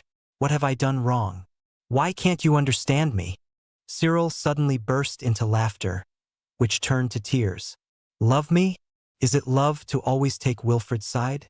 When he was injured, you used me as his blood donor. Is it love to sleep with him and then pin the child on me as the fall guy? Is it love to spread rumors that I abandoned my wife and child and threaten Rowena to stay away from me? Meredith Quinn, is this the kind of love you're proud of? The hospital room fell silent. Meredith had always counted on Cyril's kind and gentle nature. From childhood, he would rather suffer himself than hurt others, swallowing his pain and tears. She never expected that even a rabbit, when cornered, would bite back. She turned pale, momentarily speechless, staring at Cyril in confusion.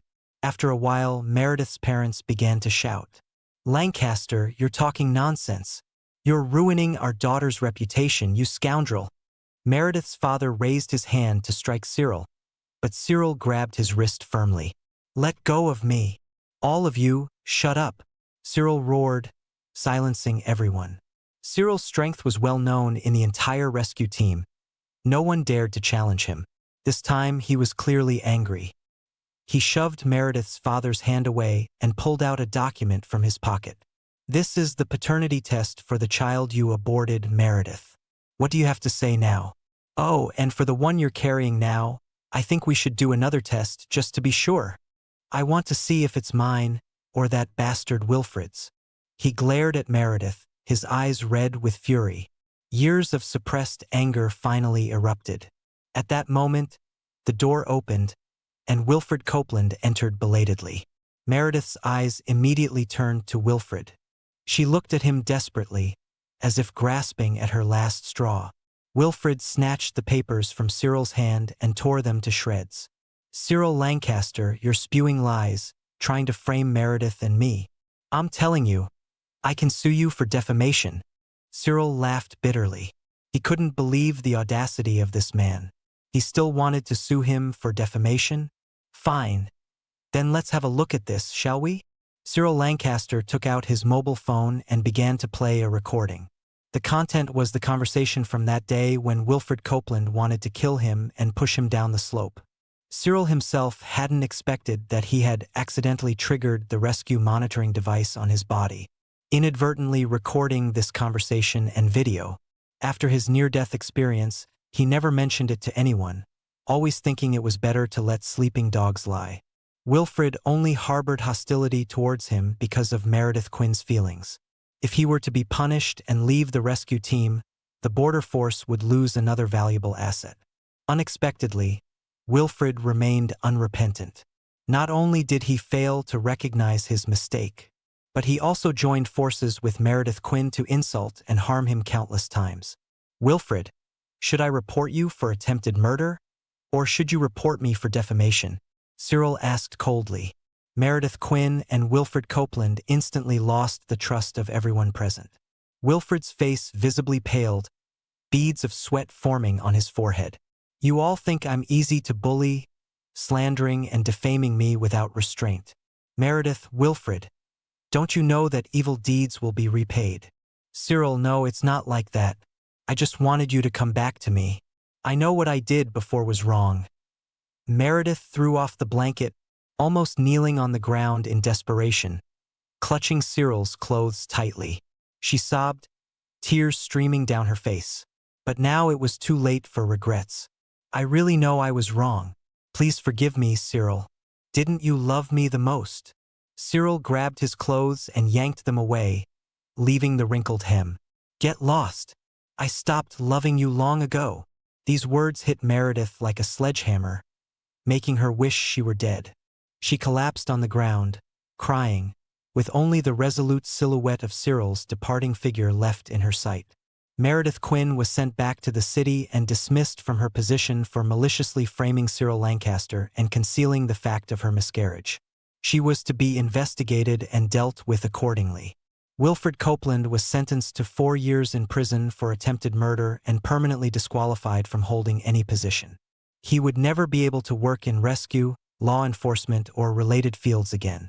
A year later, Cyril Lancaster retired honorably from service. He proposed to Rowena Chadwick at the viewing platform where they had shared so many memories. Both of them were moved to tears, with Rowena feeling immense sympathy for all Cyril had been through. "Cyril, from now on, no one will ever bully you again. I'll protect you," she said earnestly. Cyril smiled and hugged her, his affection reaching its peak. "Silly girl. How could a big man like me need your protection? It should be me protecting you." Rowena pouted, refusing to back down. "That's not right. Every time you were injured before, I was the one who treated you. When we were with the border force, I was your partner. You always needed me by your side when you got hurt. So, I'm the one protecting you," she insisted. Cyril smiled sweetly, knowing he couldn't win this argument, and decided to indulge her. His eyes were filled with deep affection. "Yes, yes, you protect me.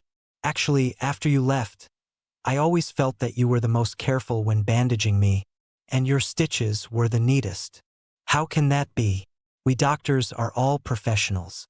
You can't have technical discrimination," Rowena protested. Cyril couldn't help but feel a bit troubled. His little fiancée was so stubborn, not even accepting a compliment. But what could he do? He could only pamper her. After all, she had saved him several times and was the one he had chosen. "Yes, yes, you're all good. You doctors are super great, and we rely on you," he conceded. "Humph, that's more like it," Rowena said, satisfied.